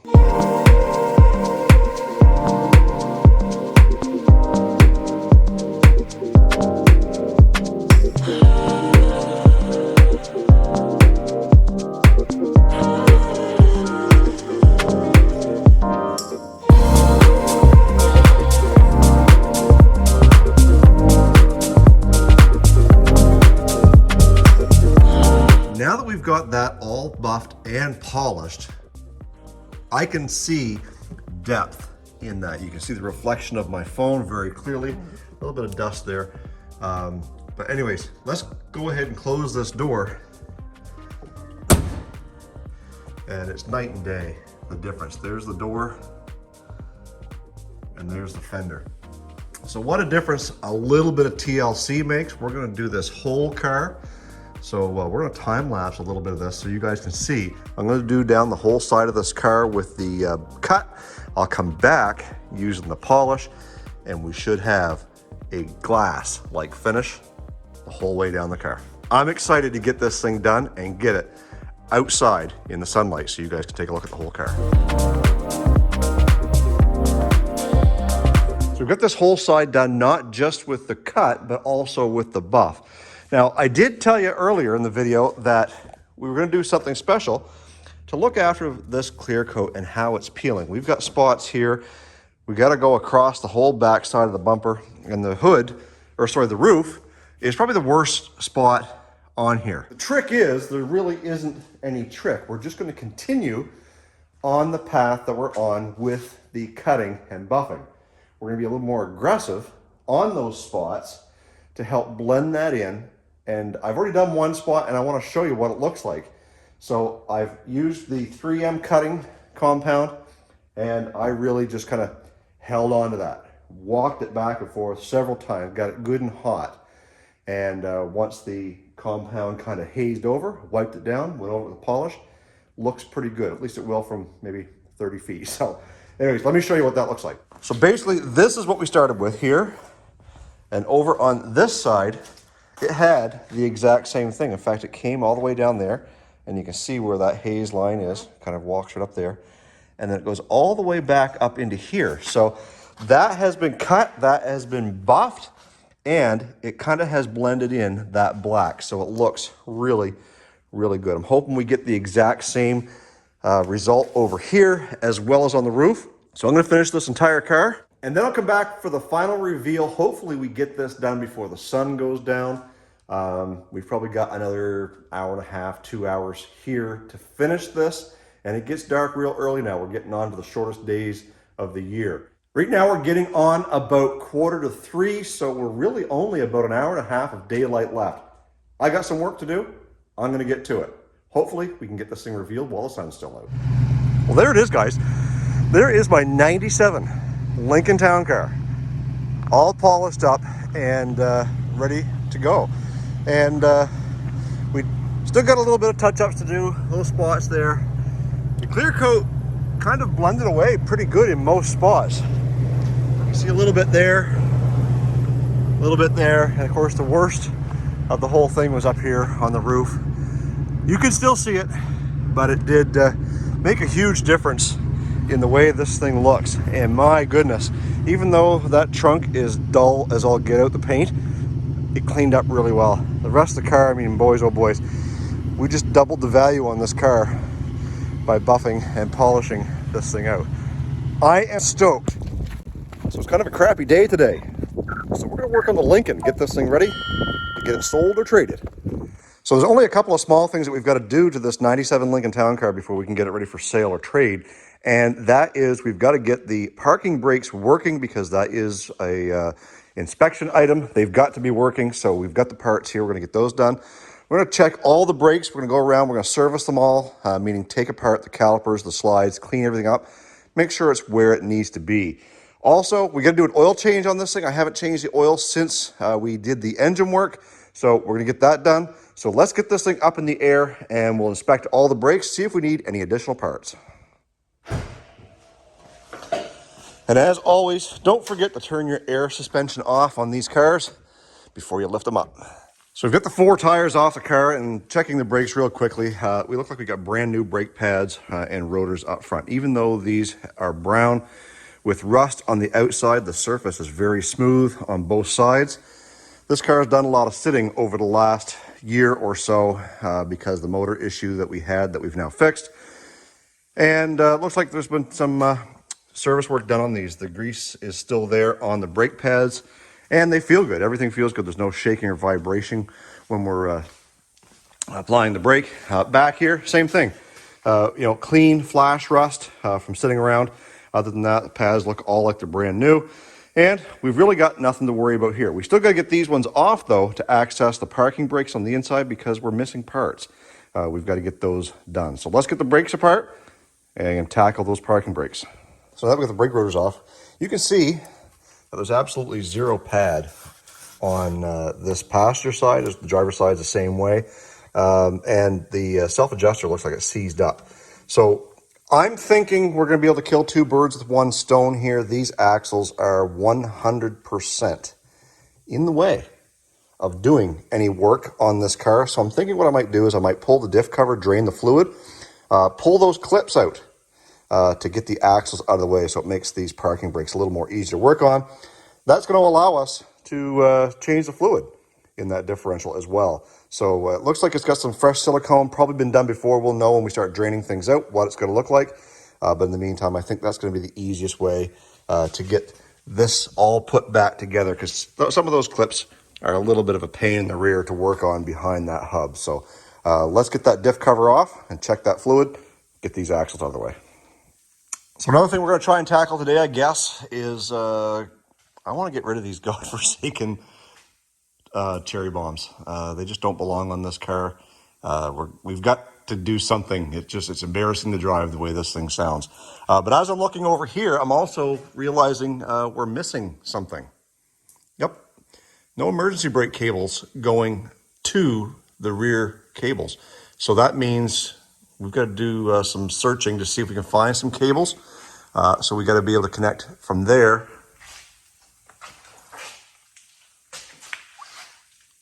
wherever they come out from. I don't know. Where do they go? Cables? Maybe they're just Bluetooth. Oh, right there. So that's where the cable comes out. That looks like it's going to be fun, from up into the brake pedal assembly. So I guess we are on the search for that front cable. And I would say we need a rear cable, probably two rear cables. We're going to need everything, boys. We'll go check the Napa website, see what they got. Okay, so we've got this cover. We got all the bolts off except for the top one, and we're going to get this thing pried apart and see what kind of shape the fluid's in. Let's see if I can do this without getting it all over myself. All right, so we got this thing pried loose, so let's take a look, see what the fluid. Well, she's not real transparent. I don't see any water in it. That's a good thing.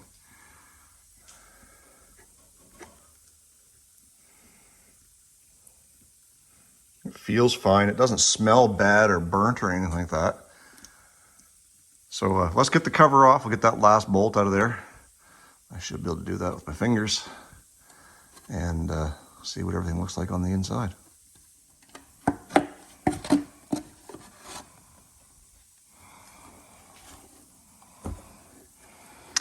Well, cover's not all rusty because it's aluminum, but it was well sealed.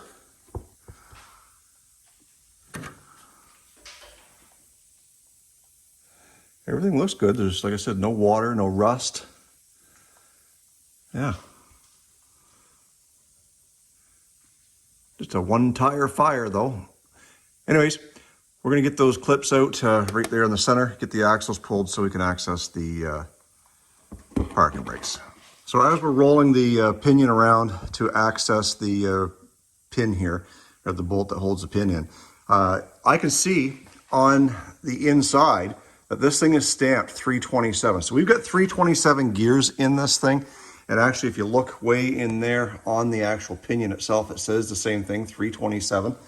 But again, we're just dealing with a single tire fire, one tire fire on this thing. It'd be nice to have a track lock or limited slip in this thing, but we're not going to go that far with this project, but we are going to get this thing cleaned up. So I'm going to get this out, the pin pulled, get the axles out of the way to make room for the parking brake set up here. So let's do that.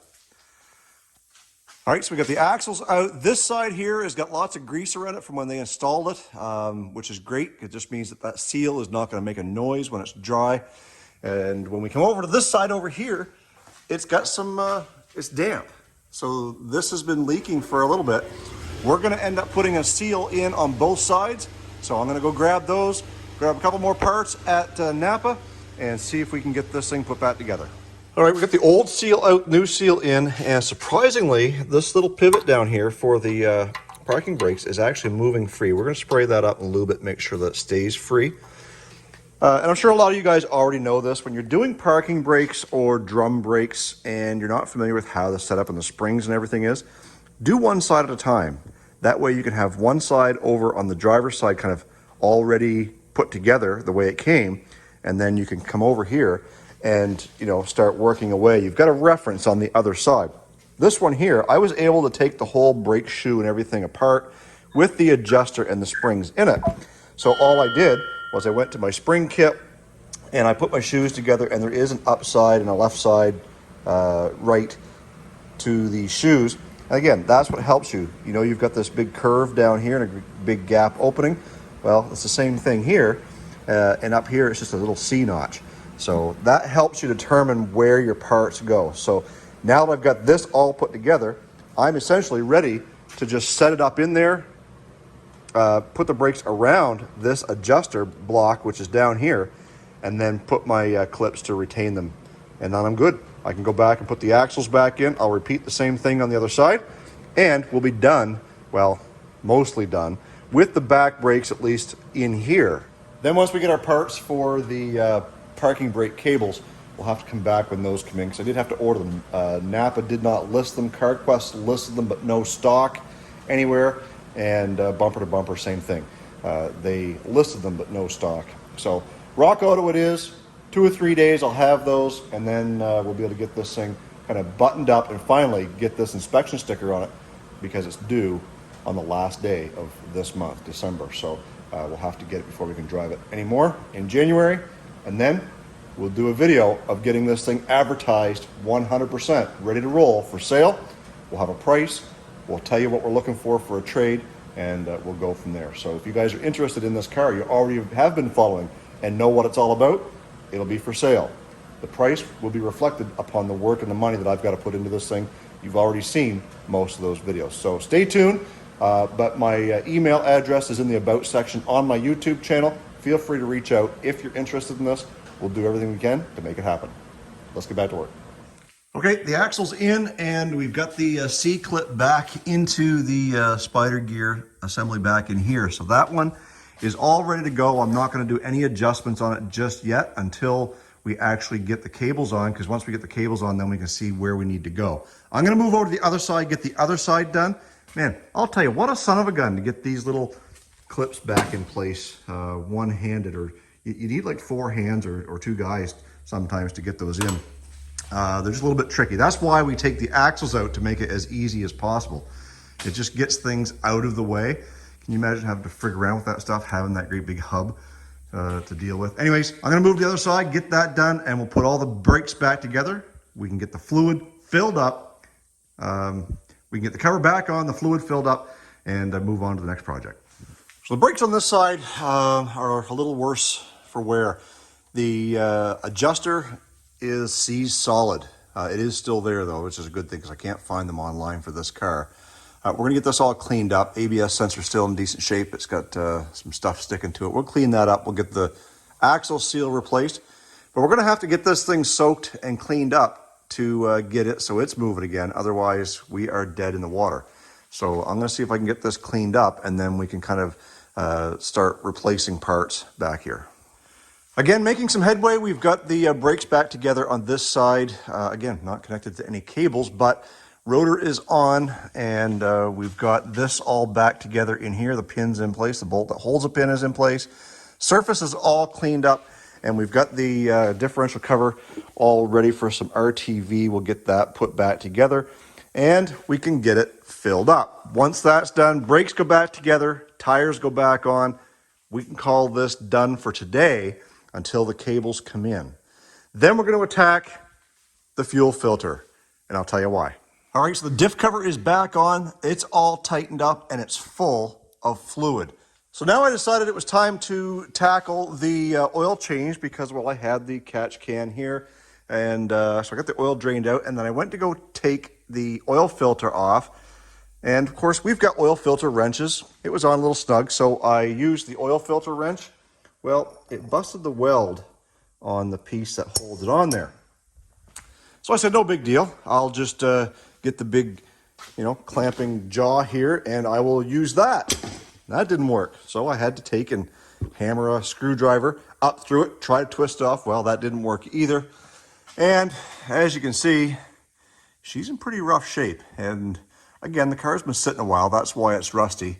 But I finally have got it so that I can actually spin it off, I think.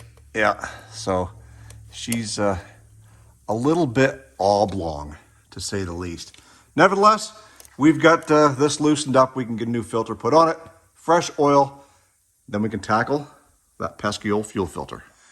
All right, so we got our new Napa oil filter on there, and everything is all buttoned up, fresh oil in the car. And now we've got to try and see what we can do with this fuel filter. As you can tell, it's quite rusty. I'm hoping those lines will come off there pretty easily. And we got to do something to get those parking brake cables out of the way. It looks like they're just kind of zip tied on there. Now, the reason why we're changing the fuel filter is, well, it's a couple of reasons. One is if you never know when the last time it was done, it's always a good idea to do it because they're cheap. Two, it's rusty. So it's been a while since it's been done. And thirdly, if this vehicle sits for more than, say, overnight, the fuel system tends to lose its prime or something. I've got to sit there and I've got to try and crank on it 2 or 3 times. And usually on the 3rd, 4th try, it'll catch it, run fine. And once it's running, there's no loss of power, there's no stumbling, there's no hiccuping, no nothing. It's just upon that initial startup. So I've left this overnight on purpose because it's Sunday now. It's the next day from when I was doing the rest of this video. And I wanted to make sure that whatever was going to happen will actually still happen or not if we fix it with this oil or with this fuel filter. So I'm thinking the cheapest and quickest way to determine what's going on is to replace the fuel filter. We're going to put that on there. When we go to try and start it, we should just be able to prime the fuel pump a couple times and it should take right off just like a normal car once we get the air kind of purged out of the fuel lines. If the problem still exists, we got to go further.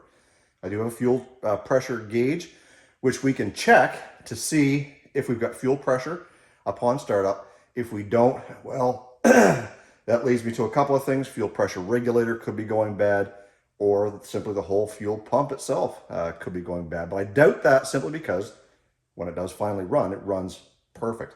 This sort of reminds me of the video I just watched from Legit Street Cars. I'm going to link that right up here where they go and they fire up this Buick Grand National. And it was having a similar problem where it was having a hard time starting, but once they give it some juice and let go, well, it would just die on them. They put a new fuel filter in it, seemed to fix it. Well, mostly. Anyways, I'm going to grab the new fuel filter. We'll get this one off, get her switched out. All right, so we just clipped the zip tie off of the emergency brake cables, and we loosened up it's actually even a Ford branded hose clamp to hold that in place. And well, everything's loose. I think it will come out of there. I just pulled these 2 little tabs out of here, and most of the time they'll break because they're old and brittle. But these ones here did not break. They just slid right out, and not to worry because the new Napa filter comes with those parts. So I'm gonna go get a drain pan to catch the fuel as it comes out, and then hopefully these hoses just kind of slide off here. Sometimes, oh, that one come off pretty easy.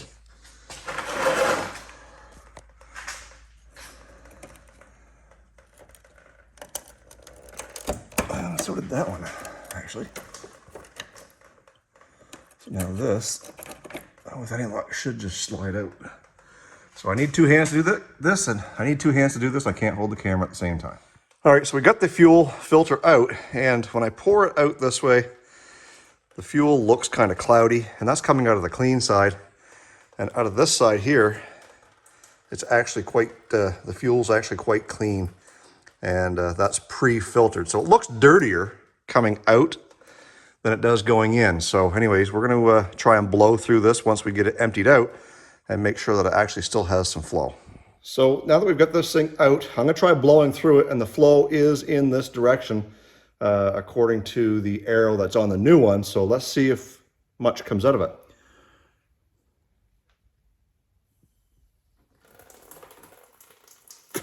Well, it still has some flow, so maybe that's not our problem, but it needed to be replaced by the looks of that anyway. She's quite rusty, so. We've got the new one in there, the new clips, the tabs, and we even dated it to make sure that the next person who comes along, as long as it's not rusted to pieces, will actually know that this thing's been looked after.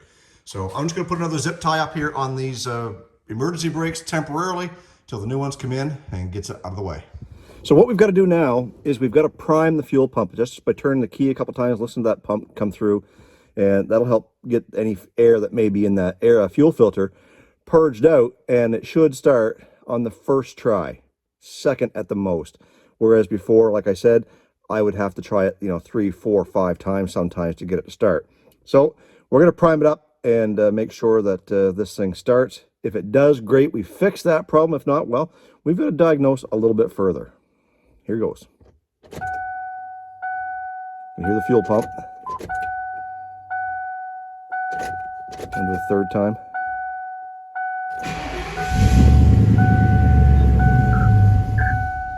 So it started up and ran, but then it just stalled. Again, that could be a couple of things, a little bit of air in that fuel system, but it would never, ever do that before. It would never start on the first try. Primer again.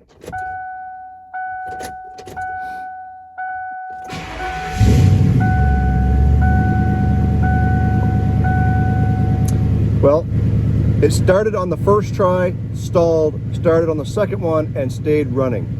I'm gonna call this one a win.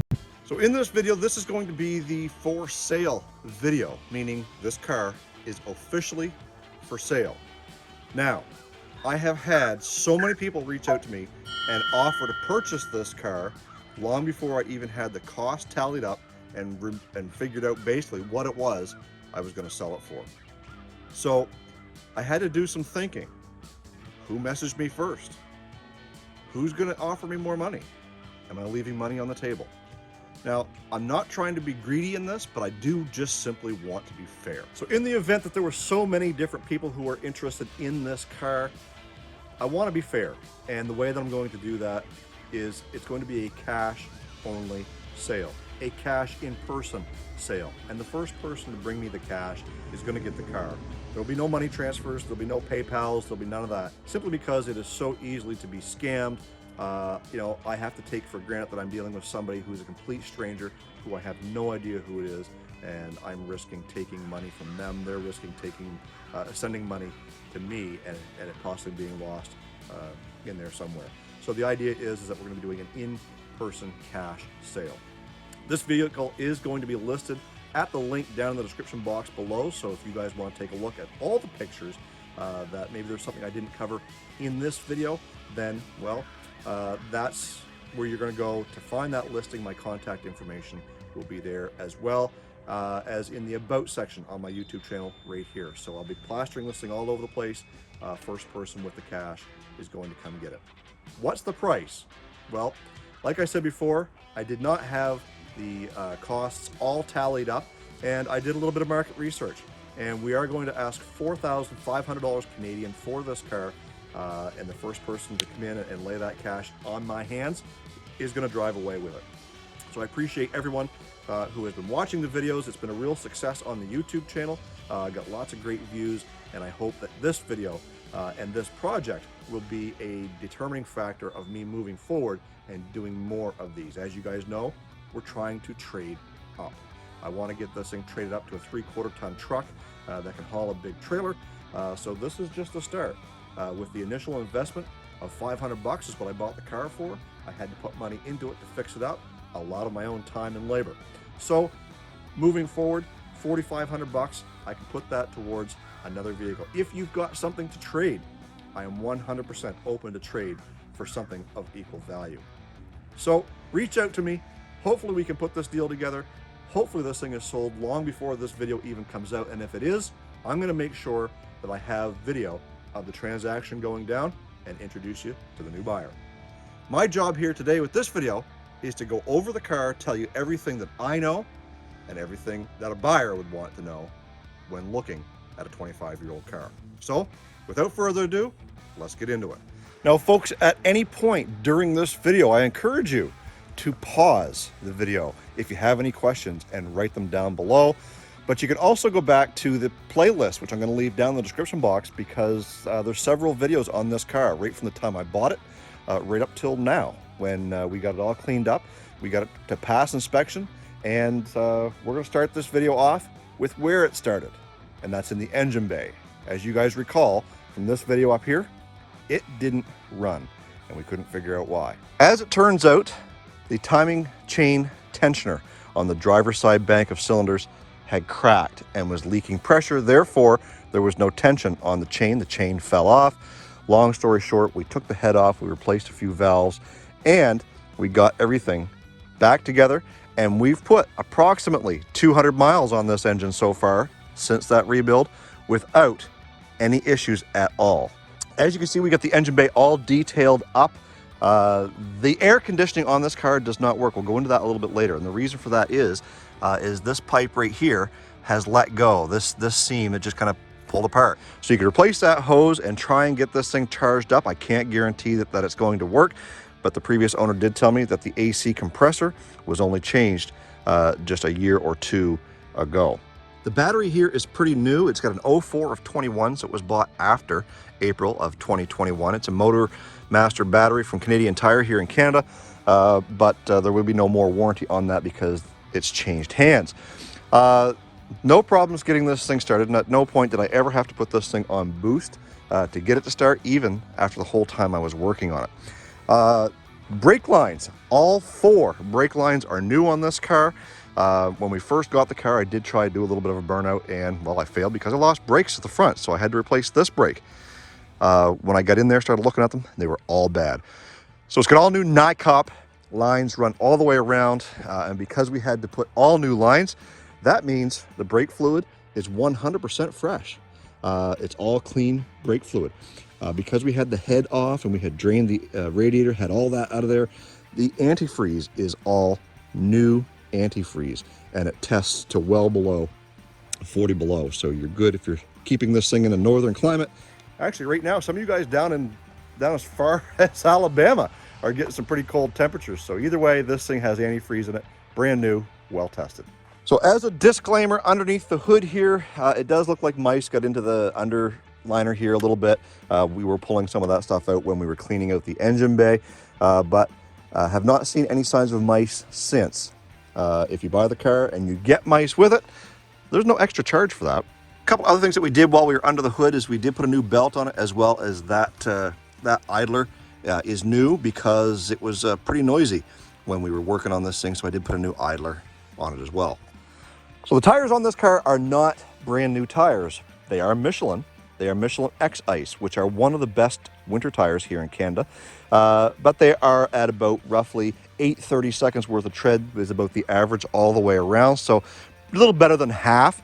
And the brakes on the inside, I've shown you guys in previous video, look like they've all been replaced recently. The rotors look new, the pads are nice and thick. We recently put parking brakes inside the rear hat, as well as we replaced the differential fluid because we pulled the axles to replace those parking brakes. Then we went and we put all new cables. We found out that all 3 cables were bad in one area or the other. Either they were seized or they were broken. So it's got a new cable right at the foot pedal, all the way back, and 2 new rear cables in the back. The parking brake now works. We also had trouble with the horn. For some reason, the horn didn't work.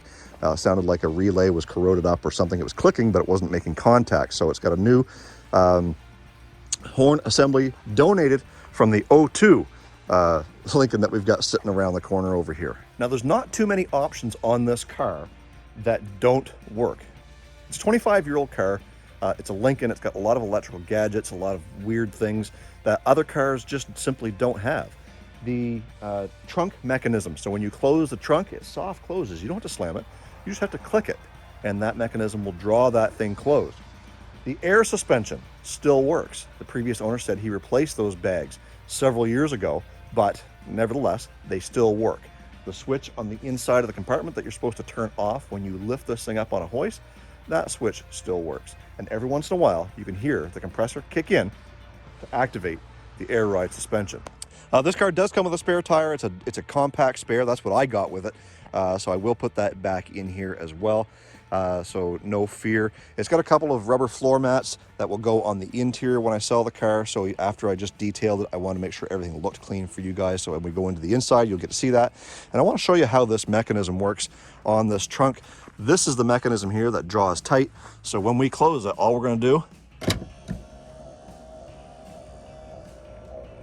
is give it a latch, and you'll hear it suck it down and click. It's done. And the alignment isn't horrible on it either. That lines up really, really good on both sides. This trunk lid was replaced, as I mentioned in a previous video, and you can tell just by the haze of the paint job. The paint job wasn't great, but it is black compared to what I assume is the original paint here. You can see the reflection of the camera, and over here it's a little more fuzzy. We come around. In that detail video, I pointed out that there are several spots on this car where the clear coat has worn off. The bumpers are one spot. On the tops of the fenders here, you can see it a little bit. But the worst place is in the roof. And you'll see that as much buffing and cutting as I tried to do here, I didn't get it all, but it doesn't look that bad. I mean, it's a 25-year-old car for sure. Down here on the leading edge, this hood is aluminum, so the paint was actually chipped up a little bit here where the clear coat, and I did do some touch up to cover up that aluminum. Brand new wipers on it as well, and as I mentioned before, there's not too many features on this car that don't work. The power mirrors, they all work. They're supposedly heated as well, and we'll get into all the features on the inside as we make our way around there. It does have the auto headlight sensor right there on the dash, so you can just put it on auto, never have to touch it when it gets dark. When you're driving down the road, they just automatically come on. And one last thing I want to point out is common thing on these Fords was this leading edge of the door. Grandma does it too. Was a little bit tight around this windshield molding, and it would chip. So you'll see there is some chipping along that edge there. The car does have a couple of dents. One right here in the fender.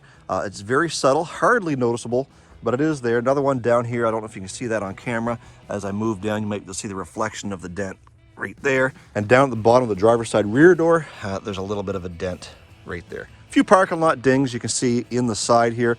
Nothing major. The numbers are actually wore off the keypad. The keypad still works, and I have the code for it. So let's get inside and take a look at some of the features that we got in there starting in the rear. Back in the mid to late 90s, apparently ashtrays were still a thing. Nowadays, you don't see too many of them, if any at all. This rear door, as well as the other side, has ashtrays built into the door. One thing, the cover doesn't like to stay closed. If I close it like this, it's fine, but as I go down the road and hit some bumps, it will flop itself open. It does not like to stay closed, but nevertheless, if you really wanted to get fussy and didn't want the ashtray, didn't care about it, you could dab a little bit of crazy glue on those little bumpers, close that up, never to be opened again. Back here, you got lots of leg room. Everything is clean. You got mat pockets in the back of each seat. And something that in 1997 this car had was cup holders in the back seat armrest. Grandma, my 2004 Grand Marquis, has the armrest that folds down. No cup holders. There's only 2 cup holders in the whole car. Nevertheless, in 1997, in a Lincoln Signature Series, well, you got those cup holders back there. And as you can tell, the leather is in really great condition. I don't think too many people have sat back here, at least no kids, no pets, no scratch marks anywhere. Headliner, really good condition. The rear opera lights working there as well. We come inside and you can hear the dinging automatically. Is that because I have the keys in the ignition? Well, yes, but if I take the keys out, it still dings. Well, most of the time. Sometimes you take the key out, and if you play with it,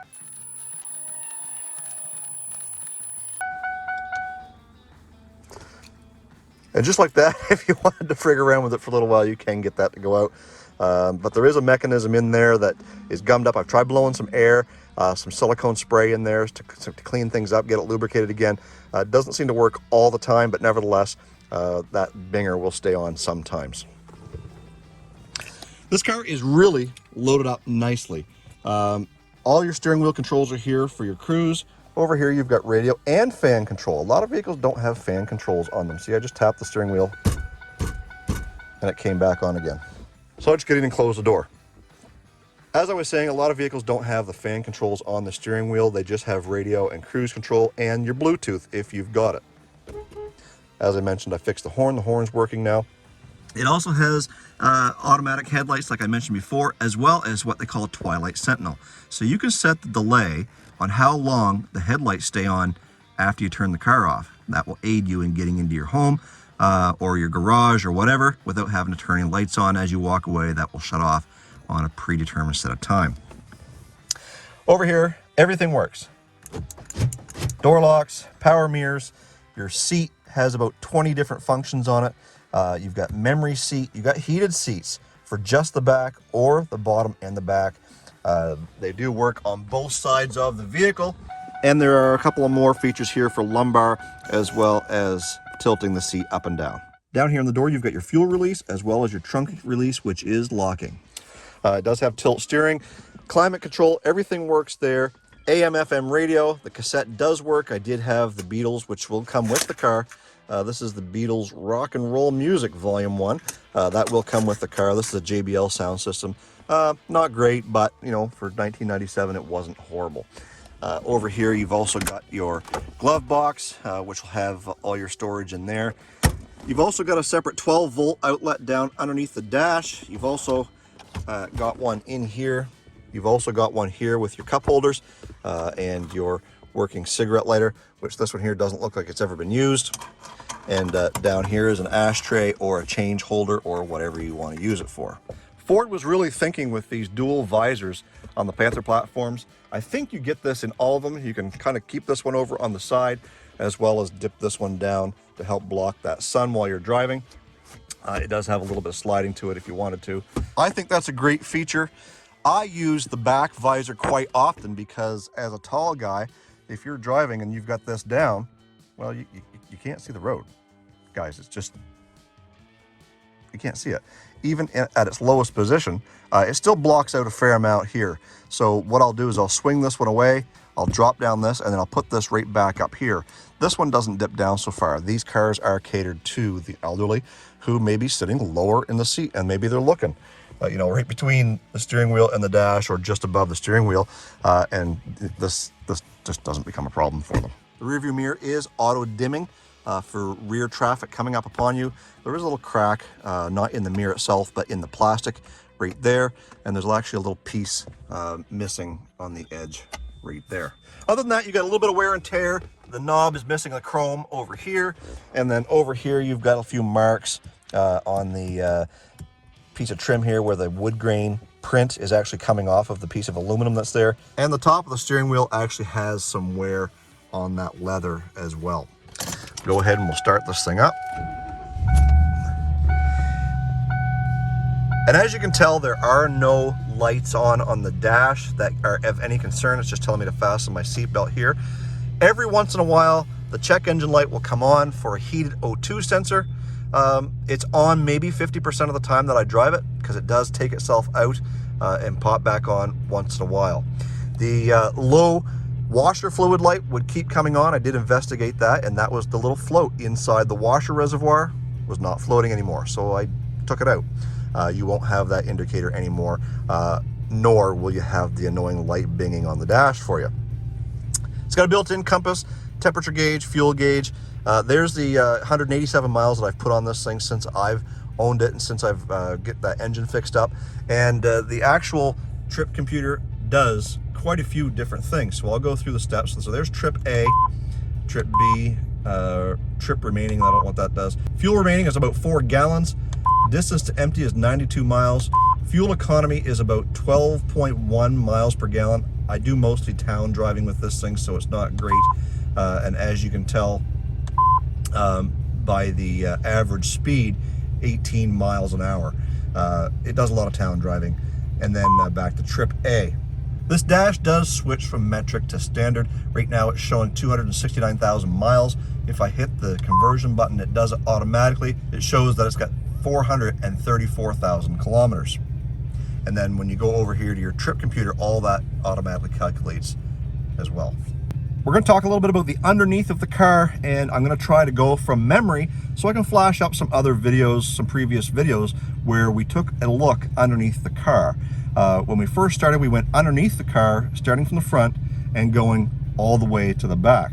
We did notice a little bit of leak in the engine oil coming from possibly the back of the pan gasket. Could be a rear main seal. I don't know. The previous owner did mention that this vehicle was, this engine was rebuilt at one point in time, but for some reason they didn't replace the timing chain or tensioners, so we questioned that. The engine does run smooth. As we come back through the back, we also see that the frame rails are good. A little bit of surface rust, but nothing that really freaks me out, nothing that would not pass it for inspection. No holes in the floor. Gas tank is good and solid. There's no leaks there. You can't smell any fuel vapors. You know, all that stuff still in really, really good shape. This car does have glass pack mufflers on it. I've mentioned that before. I'm going to leave those on because I'm not going to do that job in case somebody wants to keep those glass pack mufflers on the car. I will, though, include a couple of stock replacement mufflers in the trunk. So whoever buys this will be getting a couple of stock replacement mufflers should they choose to want to change that out themselves. The whole purpose of buying this car was not to keep it. It was to try and get it running, to fix it up and flip it. And that's exactly what this video is for. And there you have it, guys. There is my 1997 Lincoln Town Car with 434,000 kilometers, 260,000 miles, whatever it was, 230,000 miles. It's not perfect. It's got a few blemishes. It runs and drives excellent. It's probably more comfortable than any Panther platform car that I've ever driven. I love the heated leather. I love all the quirks and features, all the neat little things that it does. The parking brake. If you set the parking brake and you pull it and drive, it automatically disengages. I did not know this car does that. And according to some of you guys, a lot of Panther platform cars do. The reason why I don't know that is because the emergency brakes aren't working on Grandma. And on Blackjack, well, they weren't working on it either. At the end of the day, guys, we want to get this thing sold. I really appreciate everyone who's reached out. This car is being sold 100% as is. No warranty. I'm not standing behind anything, but you guys have seen all the work that I've done to it. I took a chance on buying it. You're taking a chance on buying it as well. Just like when I buy something, you know, no matter what.